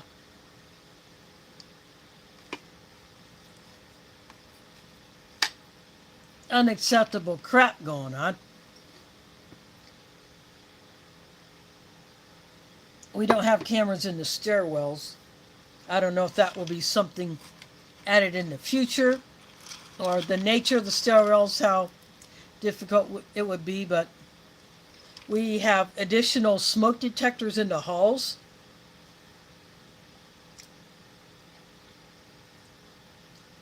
And I reported one of them today. Actually, yesterday I reported beeping, low battery. So hopefully they'll get that taken care of this coming week.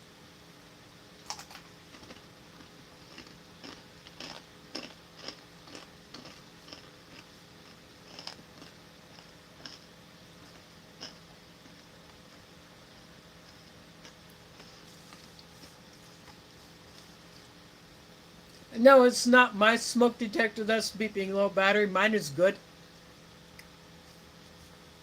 I got the battery in mine changed. Actually, they changed out the whole smoke detector early last year because I put a new battery in it and it would still beep low battery. But that smoke detector had pretty much come to the end of its useful life. So it just got replaced. It's a hardwired, so I can't change the battery on it myself. I'm not tall enough. Even with my step stool, I can't do it. The one in my bedroom is just battery only. It's not hardwired, so I can take that one down, swap the battery out. But the ones in the halls and the stairwells are like my hardwired one.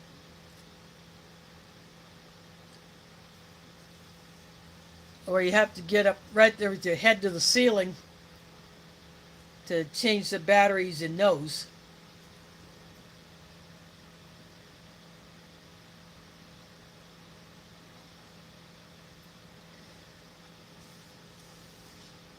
Yeah.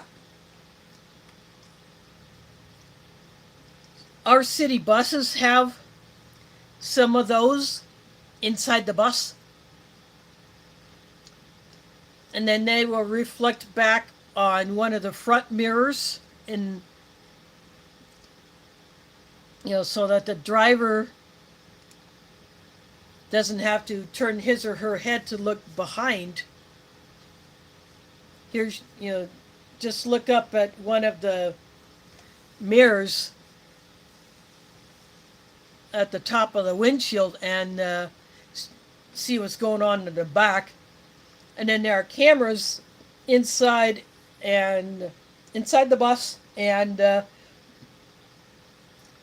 on the outside of the bus by the door that you go in.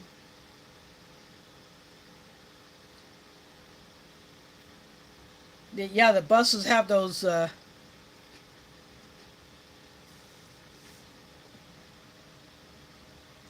convex mirrors, or sometimes it can just be a ball, but it would have a camera inside it.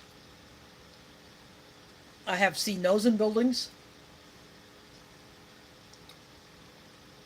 And the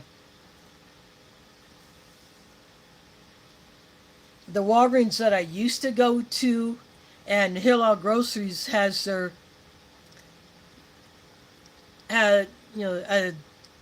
big screen where you can actually see what the camera sees, which I think is cool.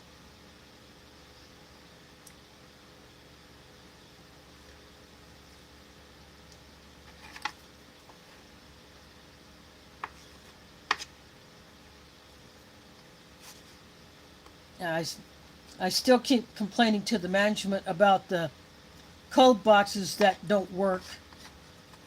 And despite the notice taped on there that says that it's not working, people will still try to use it.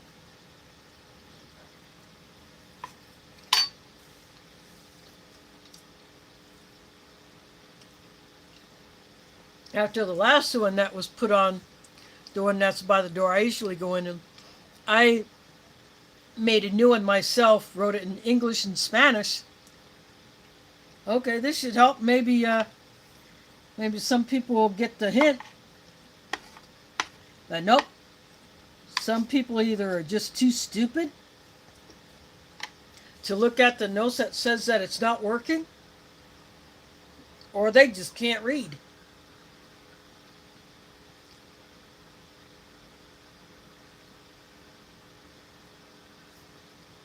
But I keep telling the management that they either need to just take them down or replace them with something that actually works.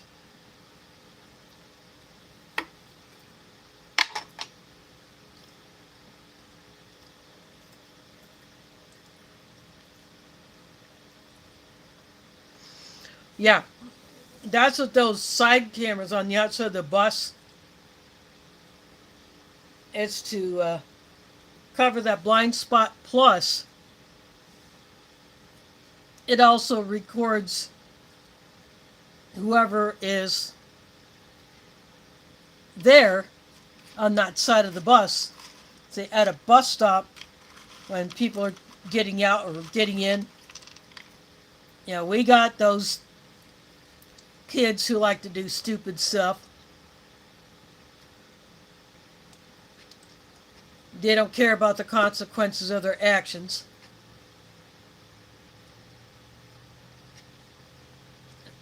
About a week and a half ago, the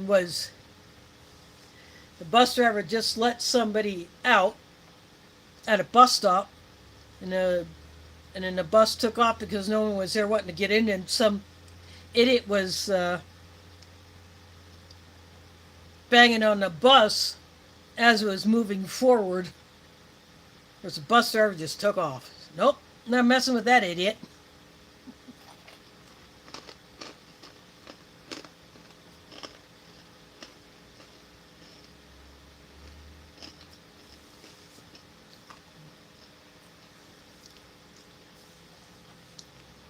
But speaking of cameras, the guy who has the channel Paul's Gear Reviews, he has been checking out dash cams, but it's not just a front-facing camera. There are models that have side views, and you can adjust the angle of those. And there are some that either have an included rear camera or an optional one that you can connect to add to the other one. You know, the main dash camera unit.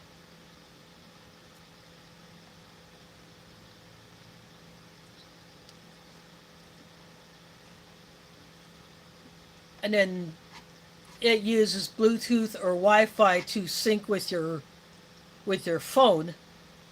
And the way some of these are, if you don't want them to get stolen, you can just take it off, put it in your pocket or a bag,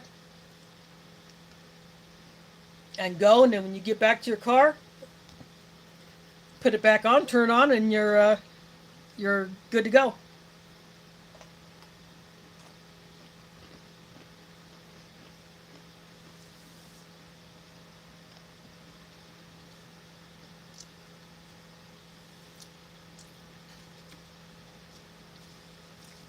So these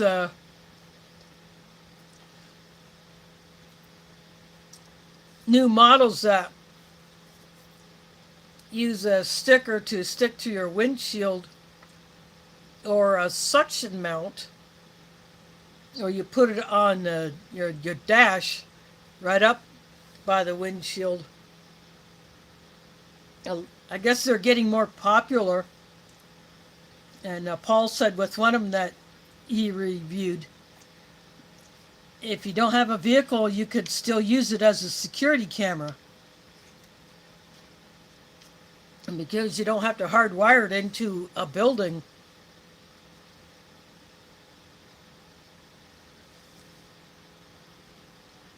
It could possibly work that way.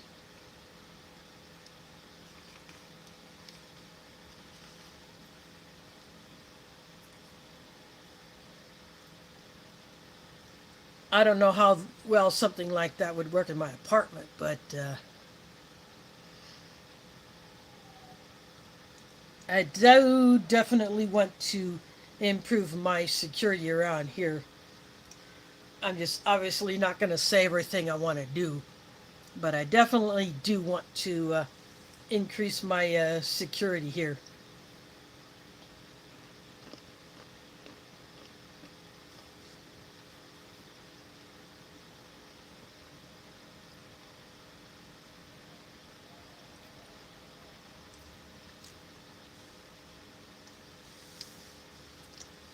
Thanks for dropping in, CR.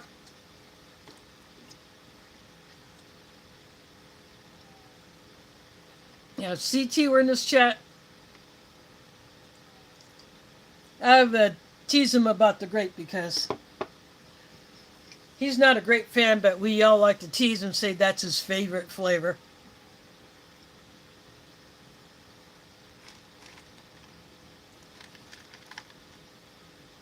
I'm going to have cookie crumbs in my cranberries, but I don't care.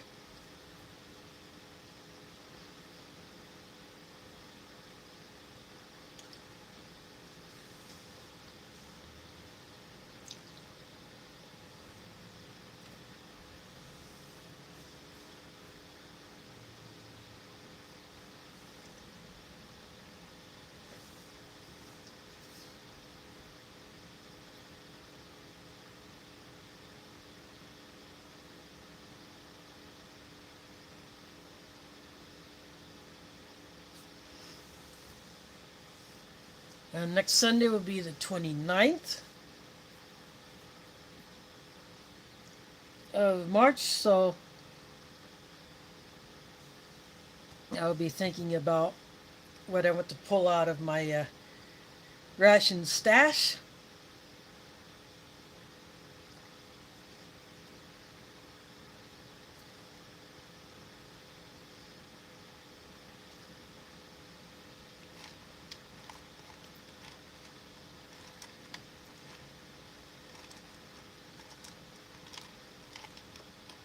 And once I do decide that, I will toss up a post about it.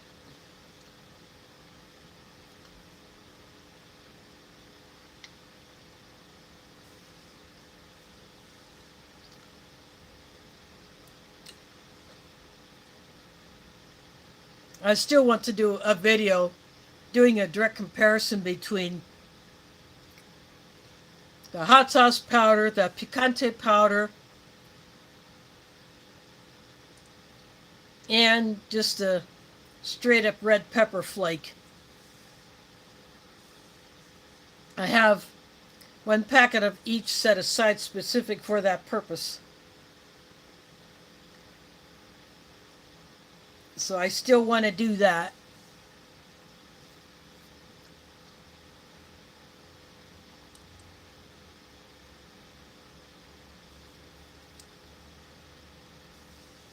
So I may use that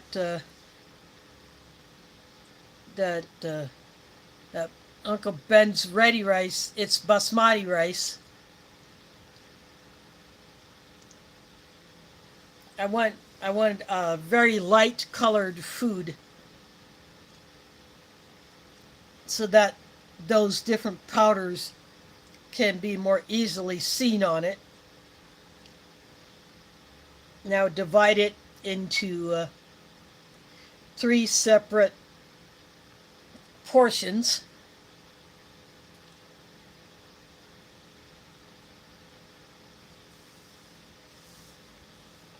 So that will be upcoming.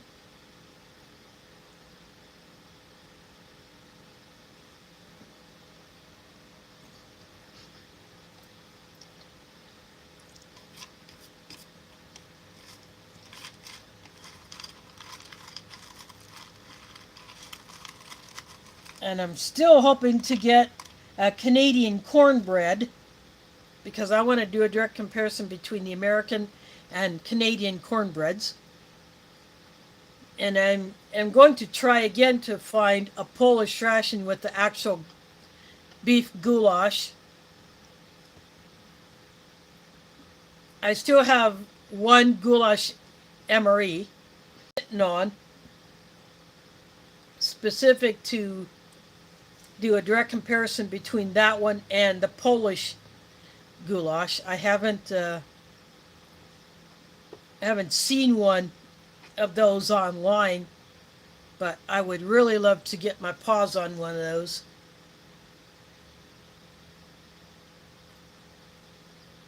Because I just want to do that comparison so bad.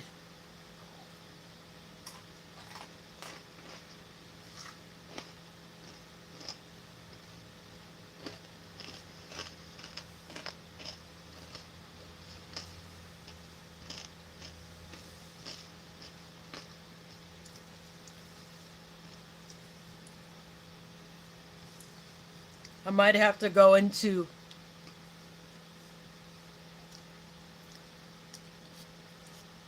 some of the ration groups I'm in, see if anybody has it and would be willing to either sell or do a trade for it. If I can't find it online or it's already in the US, because trying to import it is way too risky.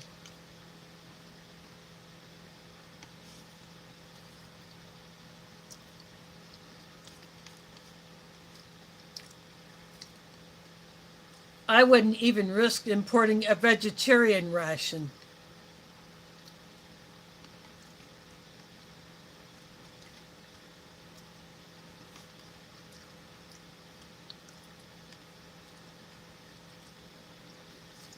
For one thing, I would have to pay a tariff on something that I wouldn't even get. And I don't want to mess with that nonsense.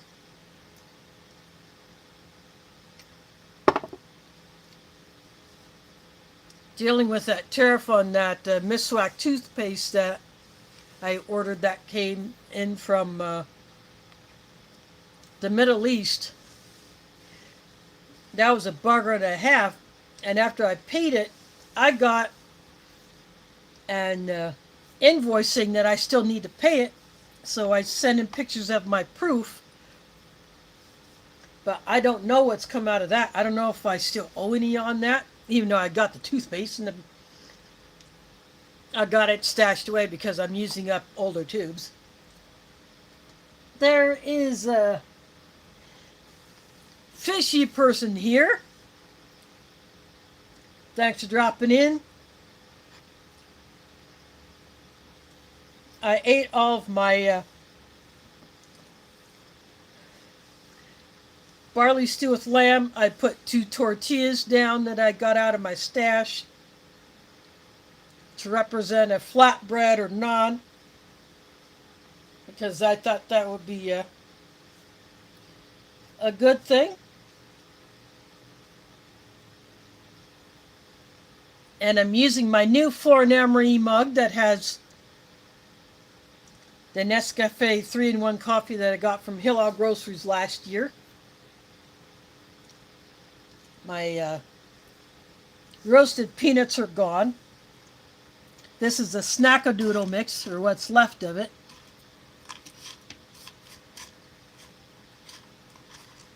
So I'm munching on that. Got cranberries here. Got the oatmeal cookie with a touch of cinnamon in it. And I like the amount of cinnamon that's in there.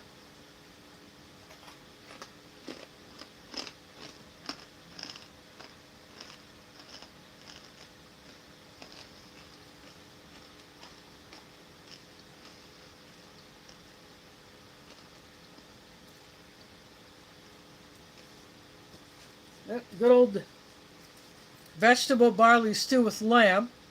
Only vegetables in there were the corn and potatoes.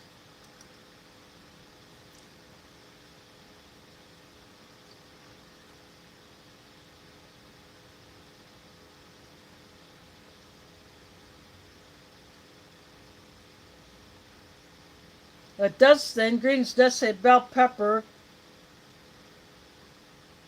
and dehydrated onions.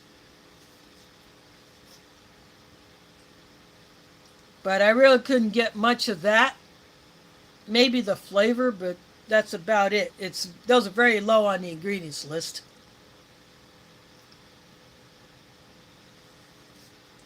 But I like that the lamb is only minimally processed.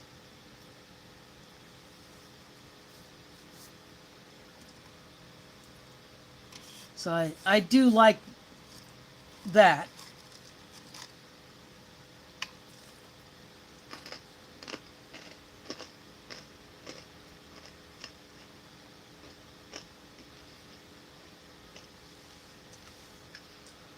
No, I really got a delay.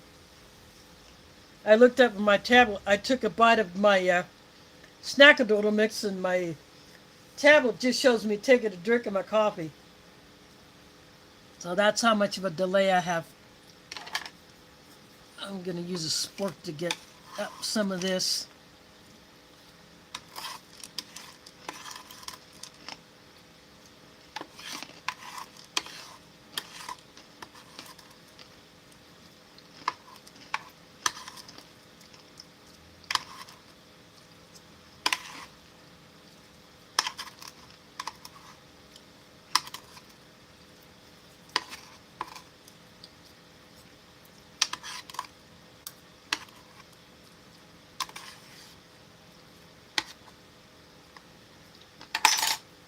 The snackadoodle mix, some of the peanuts had a coating that had a bit of sweetness to it.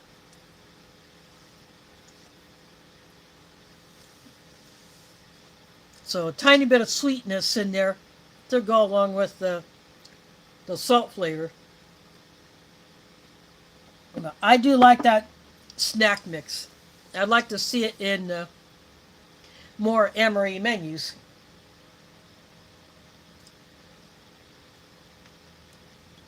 It's got the standard great drink. This is not the electrolyte version. Just the one that tastes like straight up Kool-Aid.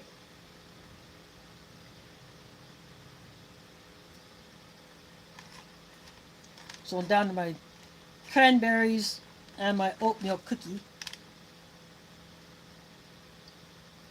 And everything in the accessory packet will be put into storage, added to my stash.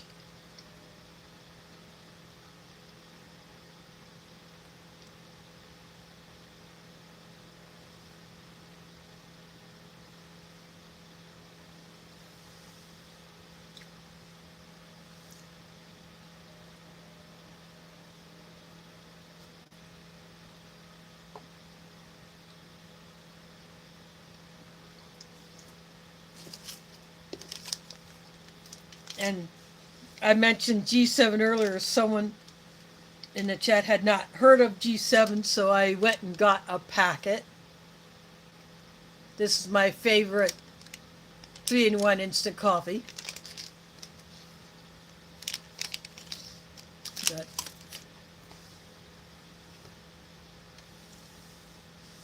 I got a couple of bags of that stashed away.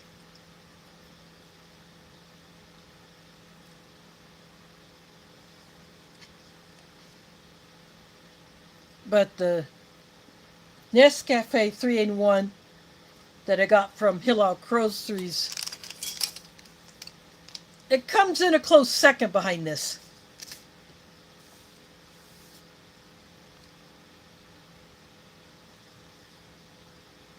As another viewer had mentioned, Copico. I have to get some of that now that I'm curious. I would like to try that brand, so I will have to find that. Most likely I'll end up getting it online. Sometimes that's the only way you can get some of these things, is going online if you can't find it locally.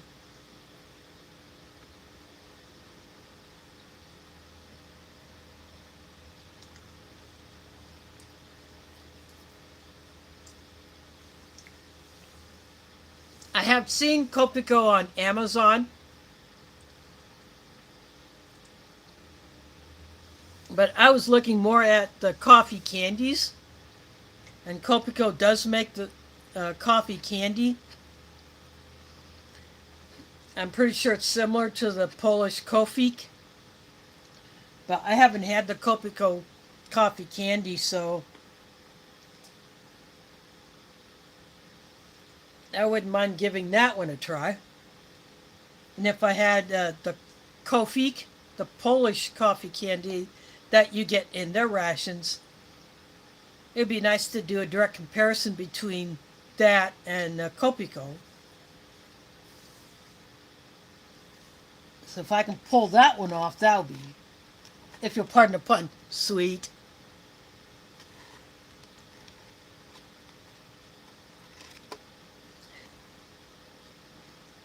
Just kicking around ideas that I would love to do. Whether I get to do it, that's a whole other story.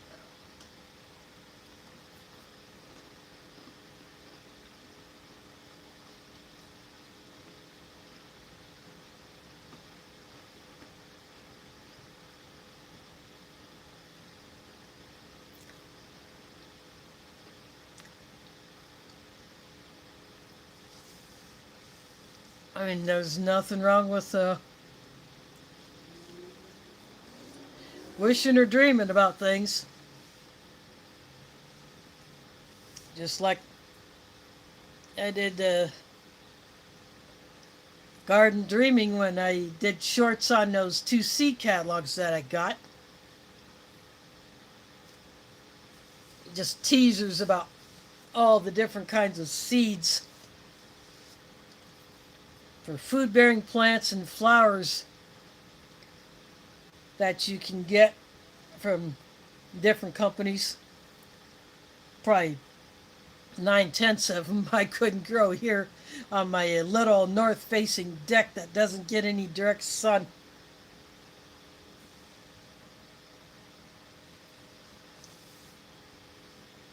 Yeah, I had found a cappuccino coffee candy that had a dark side and a light side. And the light side is about the color of this. And those are actually pretty darn good. I enjoyed those.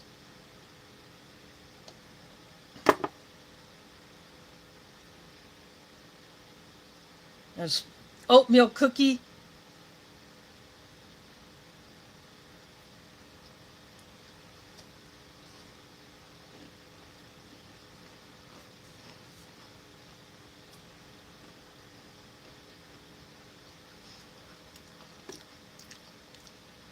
It's a bit crumbly, but as long as you don't hold it in the coffee too long, you can duck it.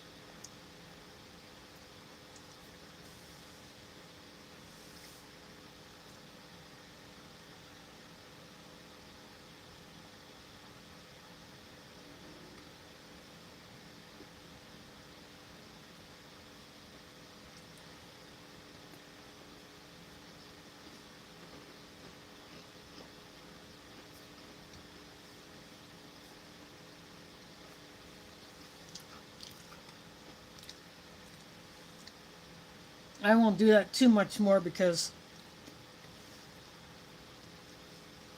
my coffee is getting kind of low as it is.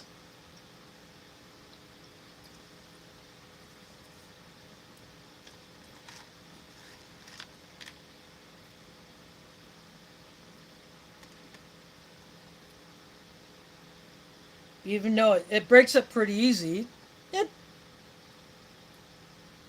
it's good for brief dipping in the coffee.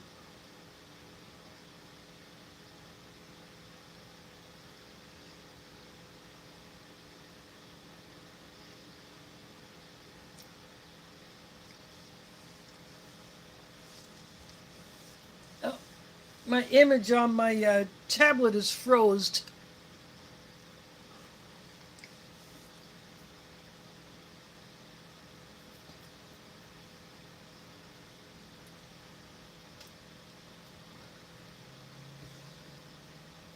I'm not sure what's up with that because I'm still showing live.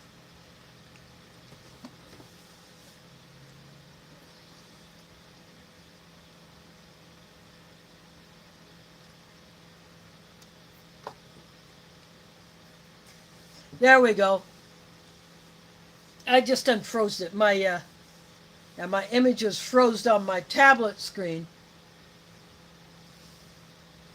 So it should be good to go now. I hope none of you had it freeze up on you.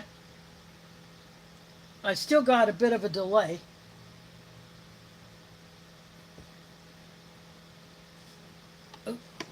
But it shouldn't be too bad.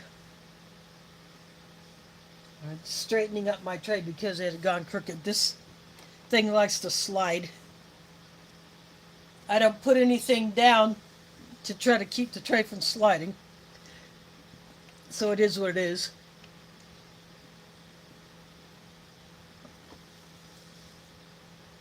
But I do apologize if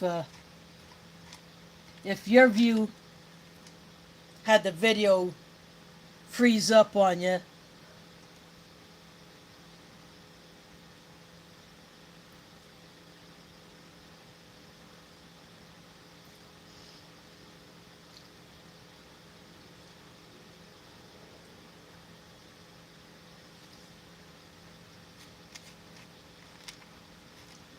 It could just be the connection that I have, plus the fact that one or more of the security cameras here in the building are pinging off my Wi-Fi.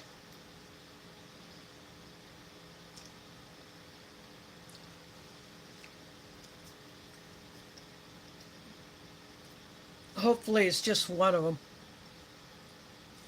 because what they do is they ask several residents for permission to ping off of their Wi-Fi, because the building does not have a dedicated Wi-Fi, and I guess they didn't want to go to the expense of putting one in.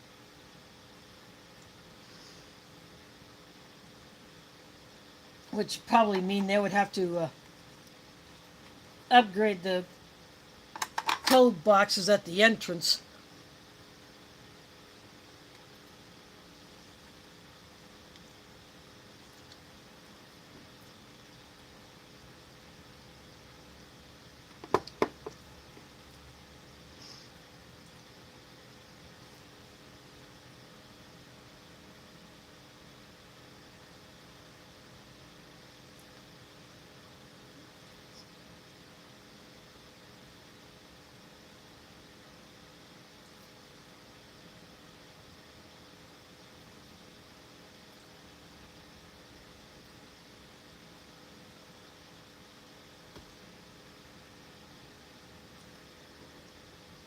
According to my screen, I still see 3 watching.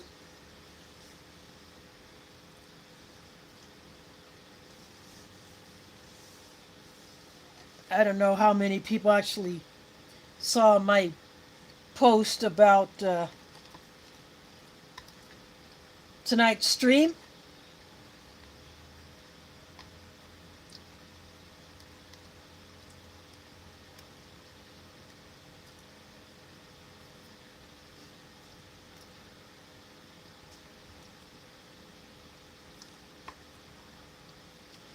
Because in my YouTube studio, I cannot see how many looks a post gets. I can only see how many likes and comments a post gets. I would like to see how many looks it gets, just like I can see how many views a video gets.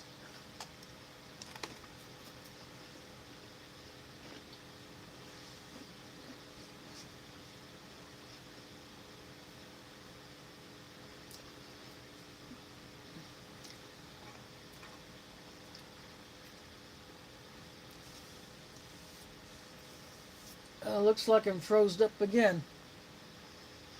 My hand is stuck holding the cookie.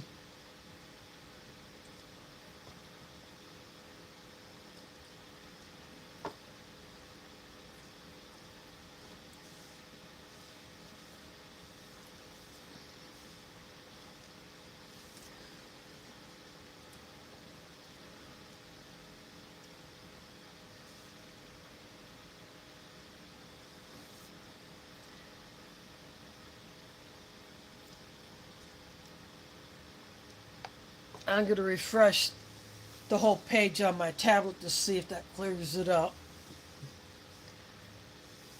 That'll probably take a few minutes considering my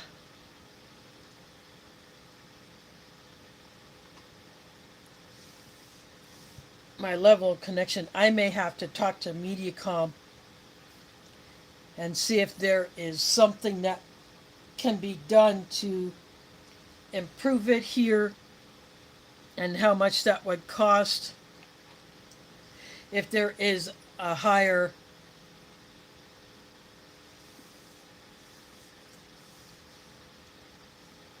bit rate that I can get, both download and upload, because upload speeds are notoriously turtle pace compared to download speeds.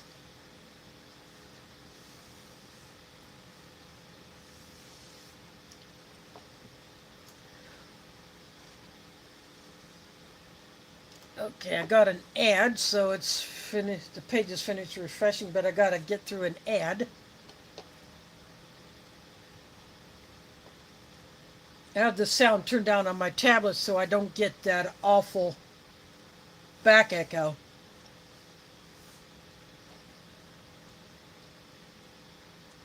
And it's taking a long time to.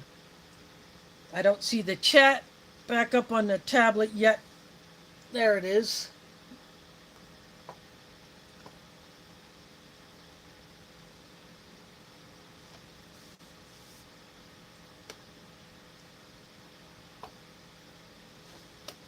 Okay, I got the chat back up.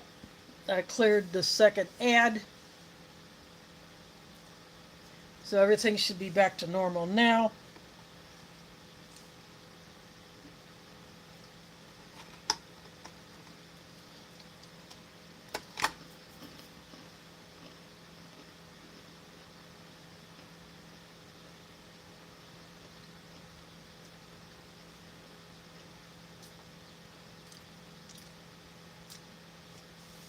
I just watched a replay of me taking a bite of the cookie. That's a lot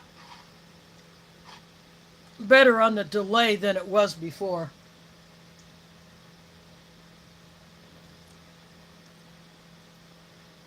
Thanks for dropping in, Tim. Yeah, I didn't see him come in. He might have come in the back door. Yeah, Tim is right here in Iowa.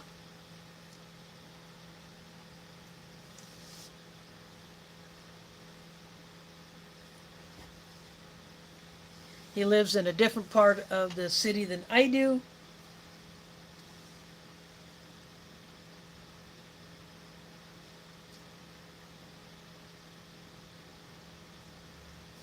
I think it would be neat to have a meetup and we both video it.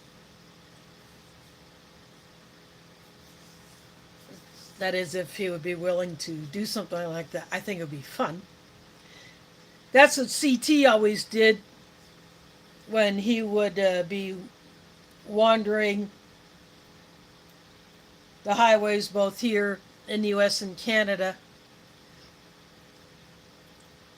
If he would be in a certain area where another YouTuber was, arrange to have a meetup, share a pizza in the cab of his truck. He has been to Des Moines, and he has been to some of the Casey's stores around here because he likes the regular Casey's pepperoni pizza. He tried a thick crust, but he didn't like that one. But the regular crust pepperoni pizza, he likes that. No Casey's in Canada. At least not yet. But speaking of Casey's, I have not yet gone to that Casey's. That's just a couple of blocks north of here.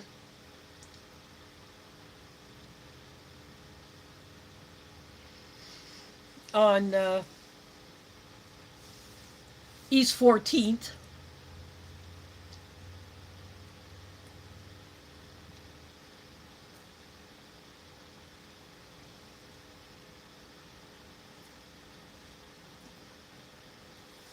I go by it frequently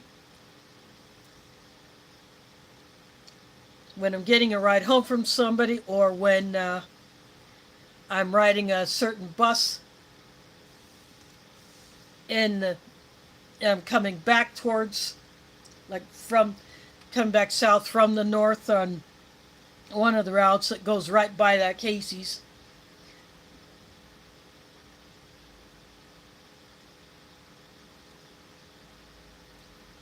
I really want to do that. I just haven't done it yet. But one of these days I hope to.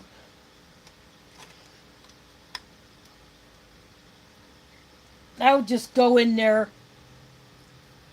just to check it out at first. I wouldn't attempt to try to shoot any video in there.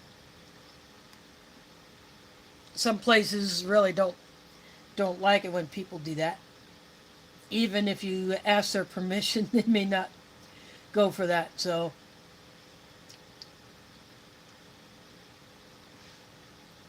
I really wouldn't want to risk it, but I do want to check it out.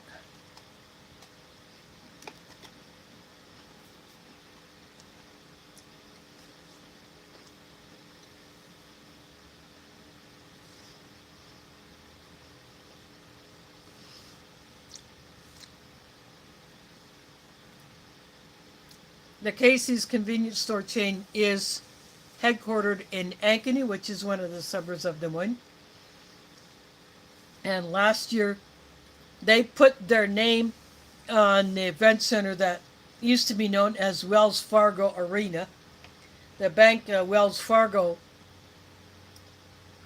did not renew their naming rights. So Casey's jumped in and paid however many millions, or at least thousands. I have no idea how that works.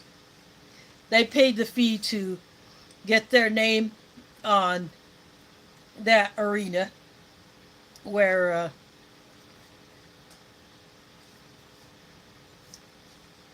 some of our minor league sports teams play. The Iowa Wild,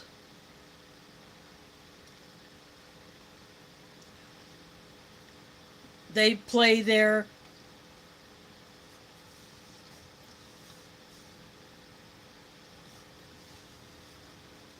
The Iowa, that's a minor league hockey team.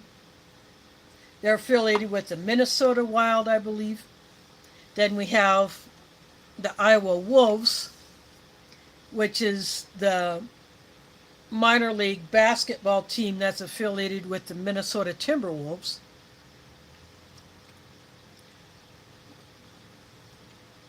And then arena football,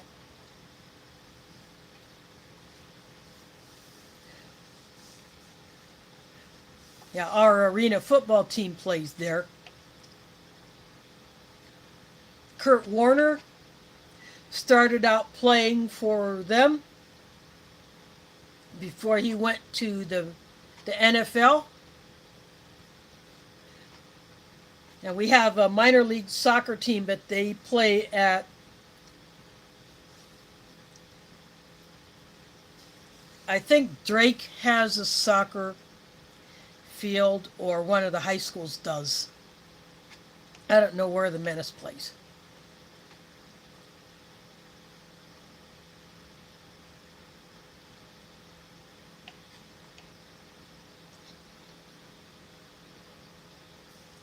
But anyway, we got 3 of our teams that play in the Casey's Center.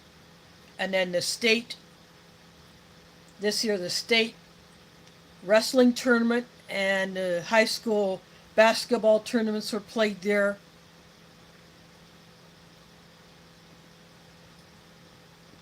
And we had an NCAA tournament game here, I think last year or year before.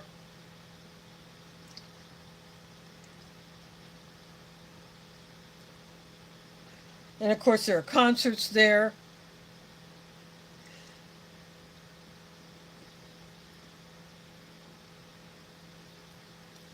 We have another hockey team known as the Des Moines Buccaneers, but they are in a different minor league. And they have their own ice arena that they play in. And I think the high school hockey players also use that arena.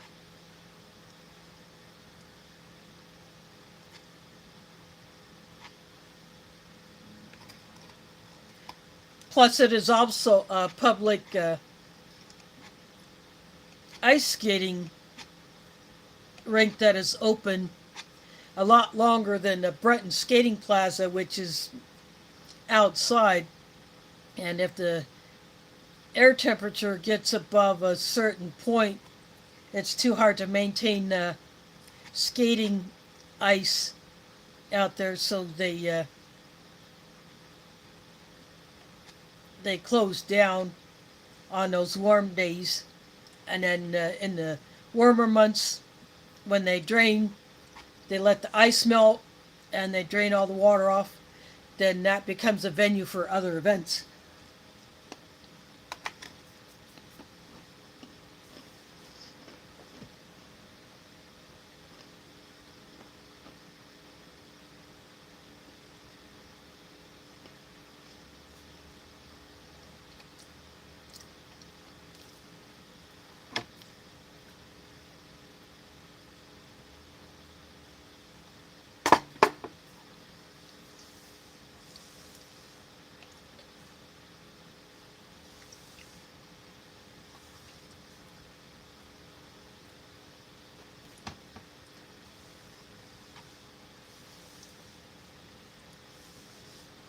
Yeah, the building, the downtown building that used to be the Des Moines Convention Center, became a YMCA that replaced the old YMCA and the old YWCA.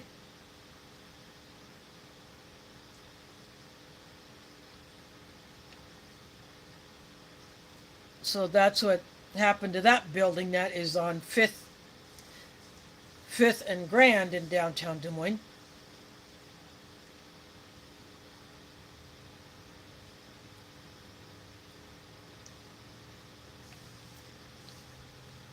Yeah, there's a lot of changing going on around here. The old Kaleidoscope Mall and office building is pretty much gone except for the Hub Tower. That is still an occupied building that is going to remain. I don't know if the name will remain the same or if it's going to get a new name. But the remainder of it is almost completely gone. There is still one wall up that is holding up one end of a skywalk. So that's basically a skywalk from Hub Tower to nowhere.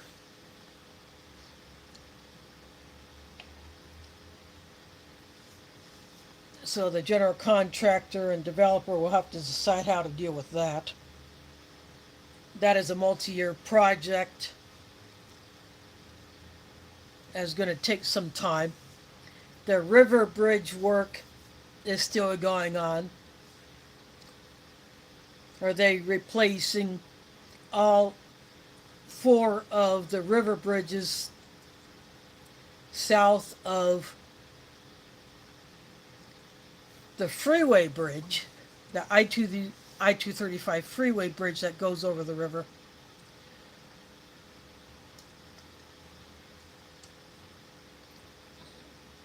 That one is being left alone, but the other 4,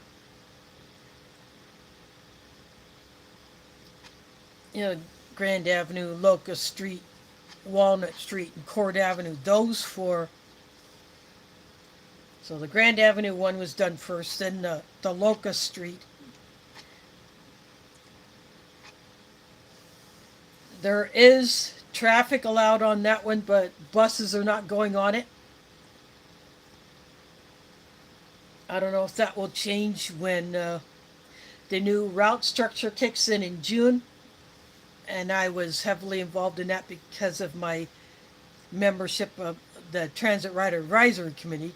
I dropped off of that at the end of December of last year, but I am still following that whole process, the progress of it. I'll still attend meetings now and then. There is one upcoming this Wednesday, I will probably go to that because I want to find out the progress on it. I didn't go to the one in February because it was during Ramadan, and I was at the mosque. I got there a bit early that day because I wanted to start getting stuff done. And there were supplies that had to be put away.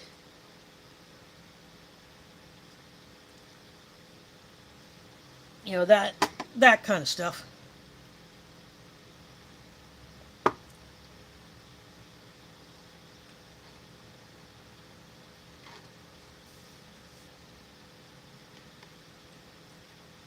But I still get emails. But going to those meetings, I definitely will enjoy attending those just so I can keep up on the progress. So I can inform other people, which I have been doing, because our bus system is going to have major changes because of budget issues.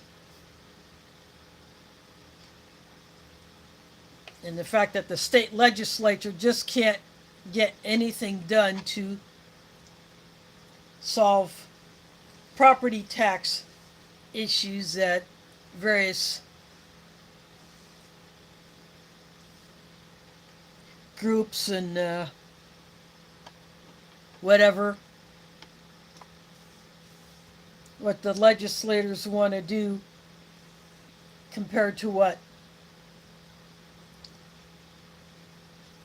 local communities want to do as far as property taxes go.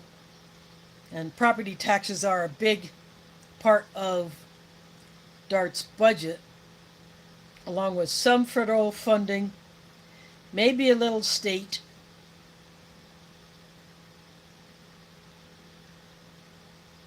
The bus fares themselves are just a drop in a bucket as far as DART's revenue.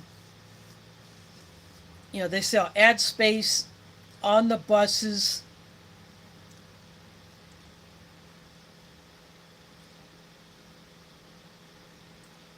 So a lot of the buses will have ad pieces on the outside as decorative skins, as well as ad cards on the inside of the buses.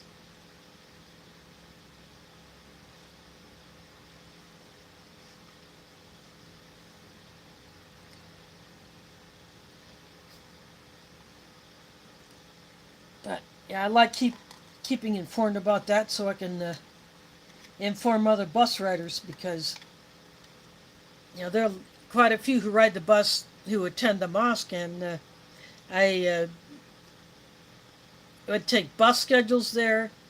I dropped the update card on the progress of this restructuring of the system. I have another one that I can drop there, which I probably will later on, just to make sure that they stay informed about it. It's just what I like to do.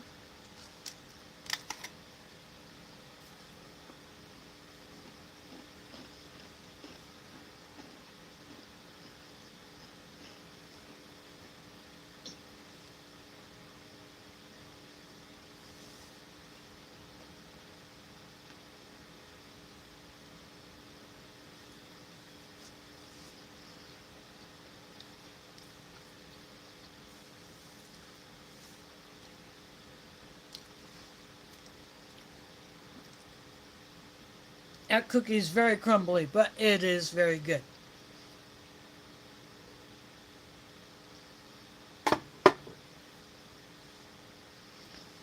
This is the kind of cookie I would combine with the cobbler that you get in other MREs.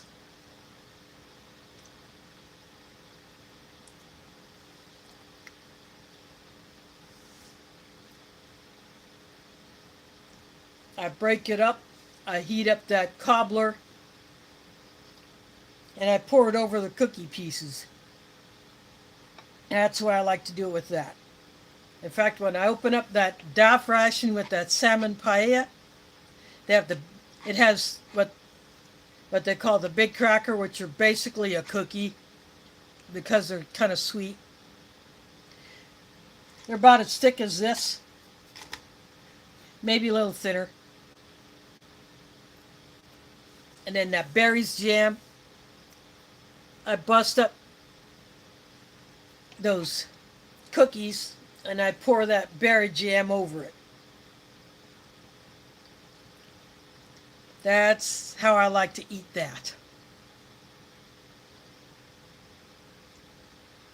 I've never heated that berry jam before. I might do that as an experiment.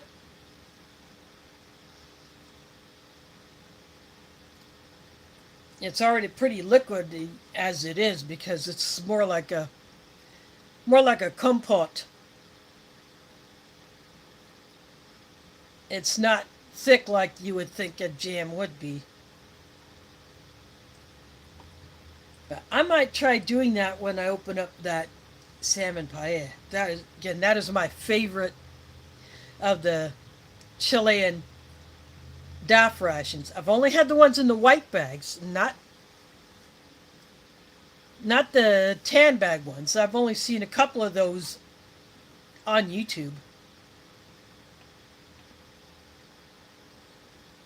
The white ones, I think one is issued to police. I think the other may be issued to firefighters or other first responders.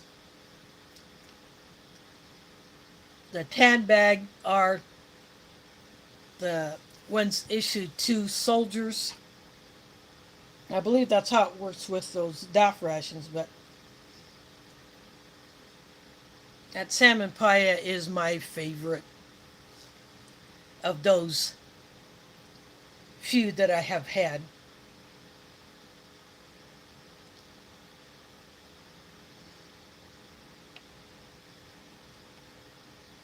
And it is awesome that I get to enjoy that one at least one more time.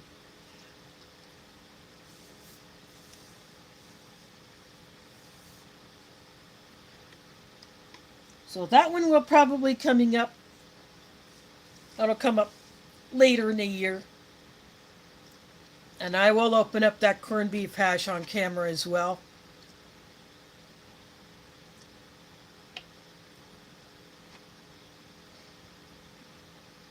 My question is, will the fourth one, this will be the fourth corned beef hash MRE that I have gotten. Will this one be a good one? Considering who had it before I got a hold of it? I bet it will be.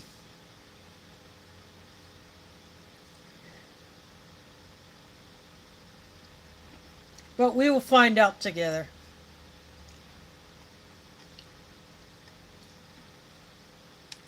I would love the ration packers to bring that menu back. I think that would be such a hit.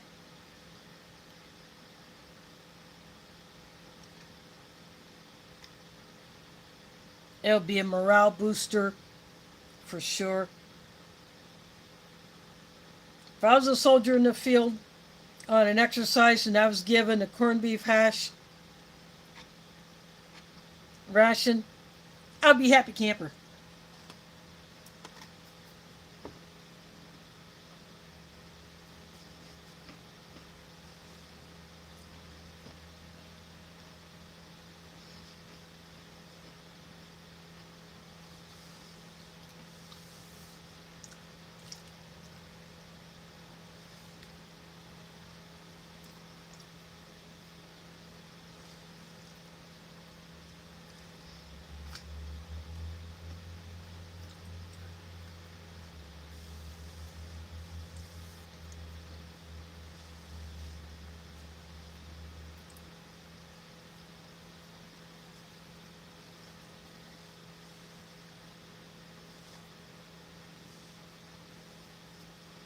the new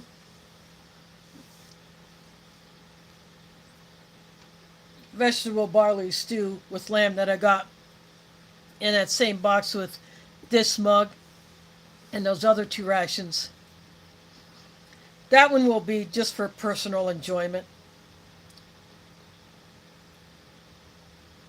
Maybe I will take it somewhere if I'm going somewhere and I need to provide my own food. I may take that one with me.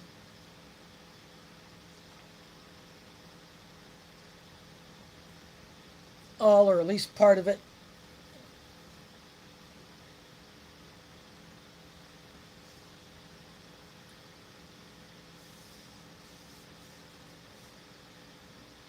But I will enjoy it nonetheless.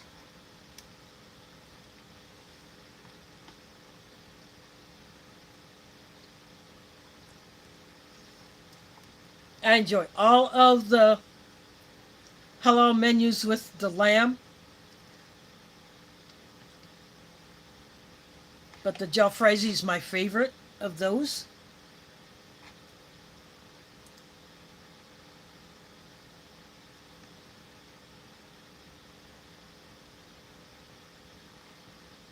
I really should buy a case of halal MREs, preferably the newer the better. I do hope to do that one of these days.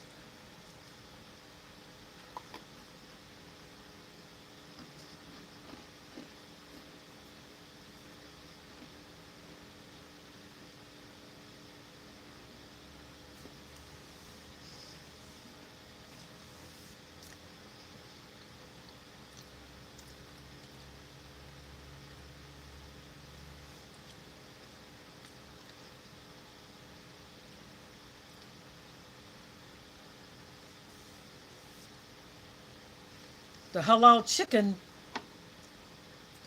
one is not too bad, but the lamb ones, yeah.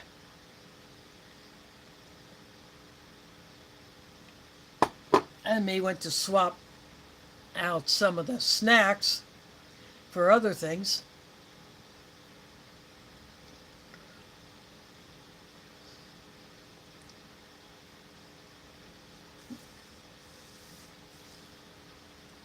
Who knows, maybe I will just make up some rice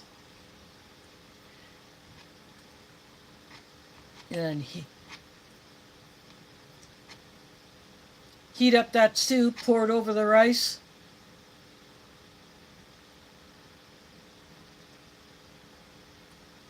That'll be a lunch or dinner on the table.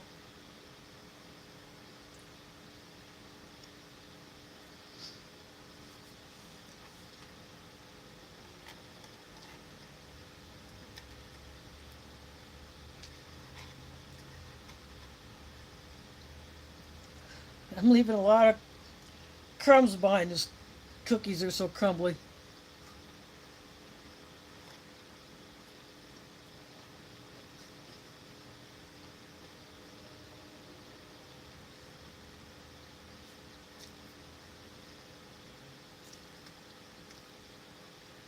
But still good cookie.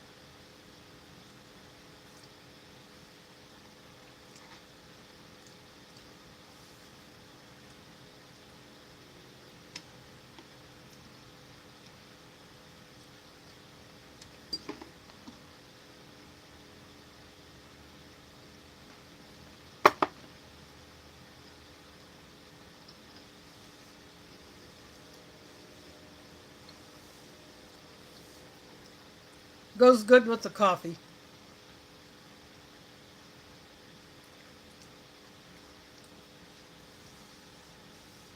I'm just down to the crumbs. And no, I will not let those go to waste.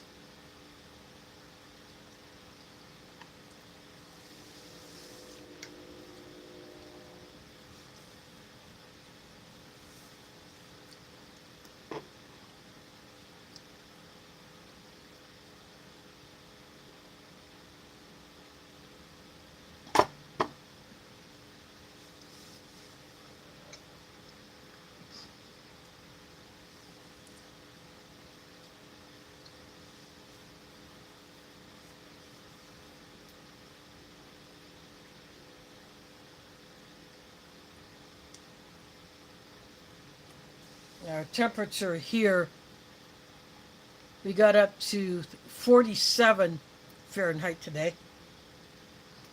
Yesterday we got up to 91. So our highs are supposed to be in the 50s and 60s up through the end of the month. And the lows in the 30s and 40s.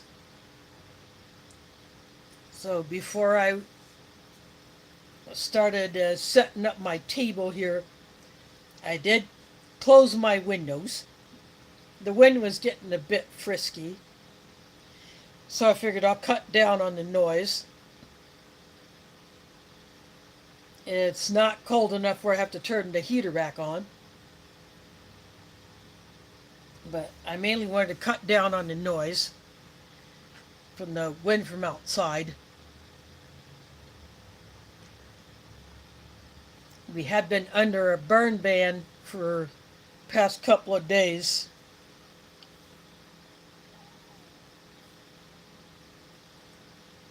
Maybe even today because of the wind, although I didn't see any alerts on that, but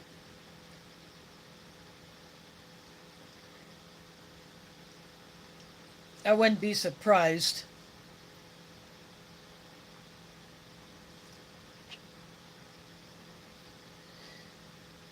Otherwise, it would have been nice to bust out a little camp stove,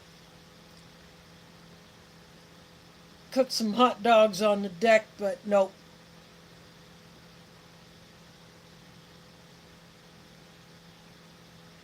I didn't want to risk that. So I just cooked them like any ordinary city slicker would do on my stovetop. But that's the way it goes.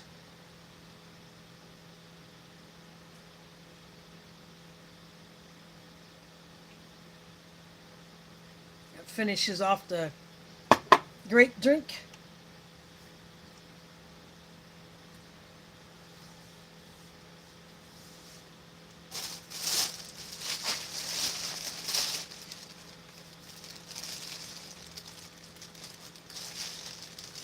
This thing goes in the trash bag.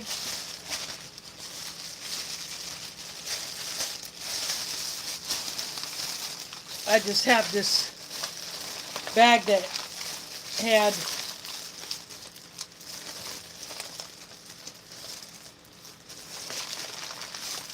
some bread in it. It was an extra wide bread bag.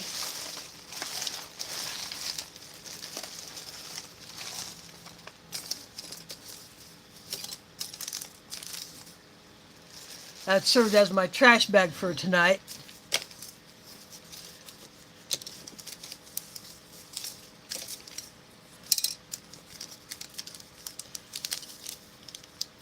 Now the rest of these items, like the salt and pepper, the 2 sugar packets, and 2 sugar packets but no hot drink to put the sugar in. I don't get that.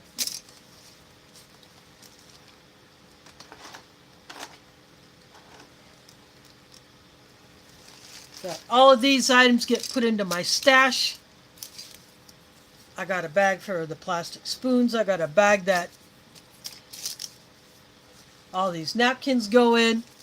I got a bag for the wet wipes. I got a bag for the salt and pepper that goes with my other ration seasonings.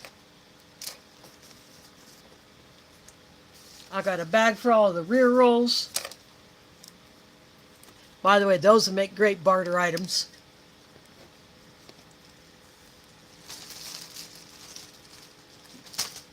Should things get that crazy and I have to go to that resort.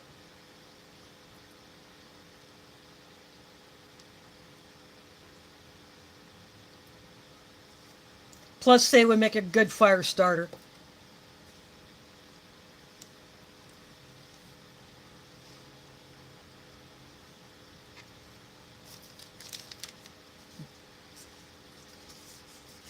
You dip this whole thing in wax. Let it dry. Got yourself a fire starter. Just an idea. I even keep all of these because who knows, maybe I can get one of these to kick off in an emergency. Those Chinese ones, I'm definitely holding on to those. Like I did last time with the previous Chinese ration, I'm going to boil the retorts and save the ration heaters.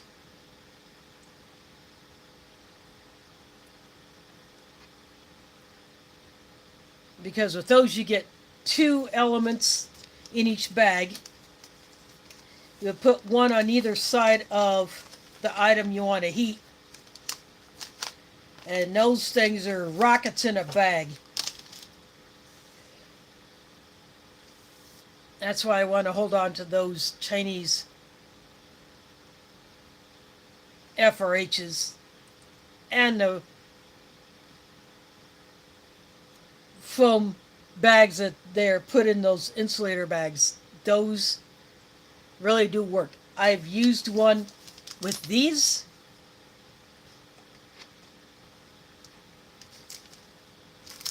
And it does work, so that's why I hold on to those.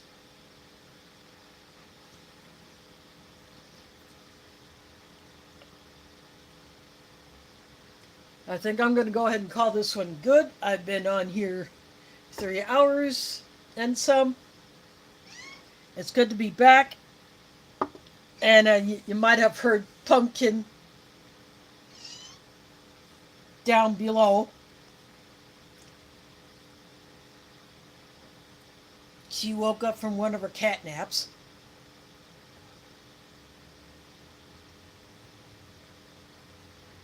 But, yep, I had to switch chairs because the one that I have been sitting on, and I have out here for years, I've had it in, this is the third place I've lived where I had these 2 chairs. One of them had started to collapse, but I moved it to the bedroom, brought the other one out here. But the one that I had out here, it finally collapsed. I was finishing my dinner last night. I was about to eat my chocolate chip cookies and the thing just collapsed, so yeah. I finished breaking off the one side of the legs and I just took the back panel out of the frame just to make it easier to get it downstairs into the dumpster. Of course, the screws are coming out anyway. They were not really holding, so that back piece is kind of loose in the frame anyway, so I just took it out.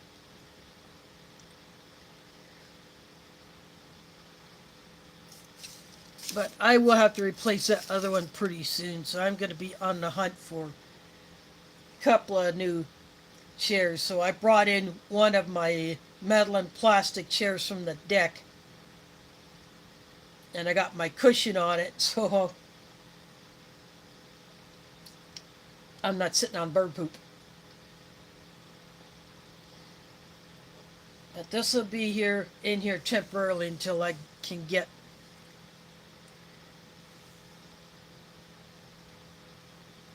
some other ones so I can get that other one out of the bedroom.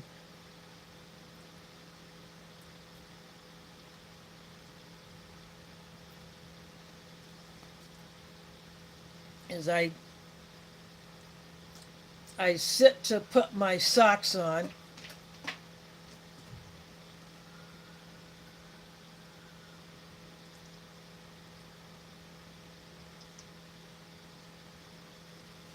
When I'm getting dressed or when I'm putting socks on to sleep in.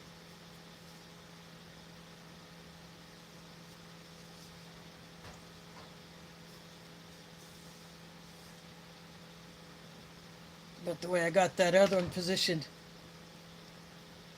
I got it right up against the side of the bed.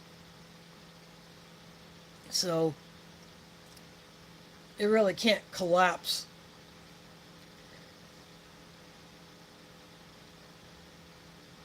Because it would collapse to the right, and the way I got it positioned, it can't. But that one is eventually going to get replaced.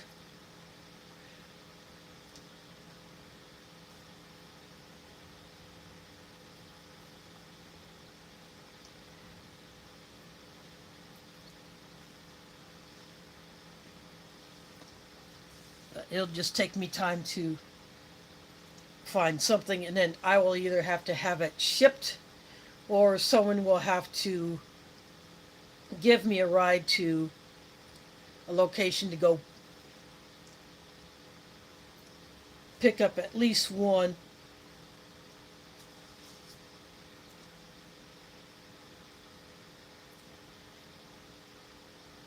But I'll figure that one out. But I'm going to knock back the rest of my coffee.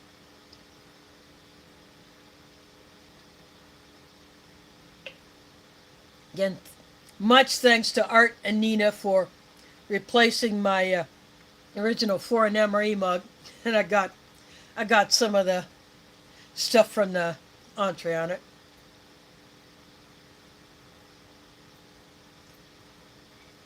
But it'll wash.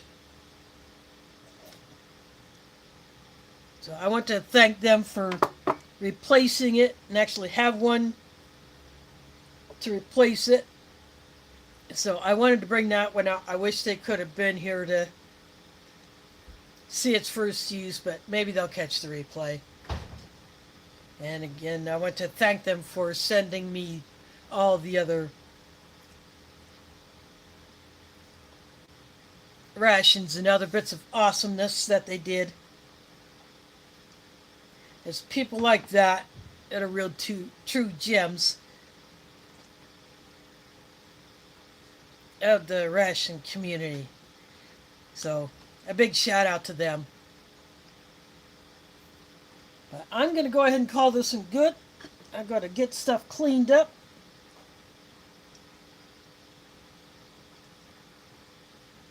So look for my next post on what I will do next Sunday. And I may toss something else up in the meantime.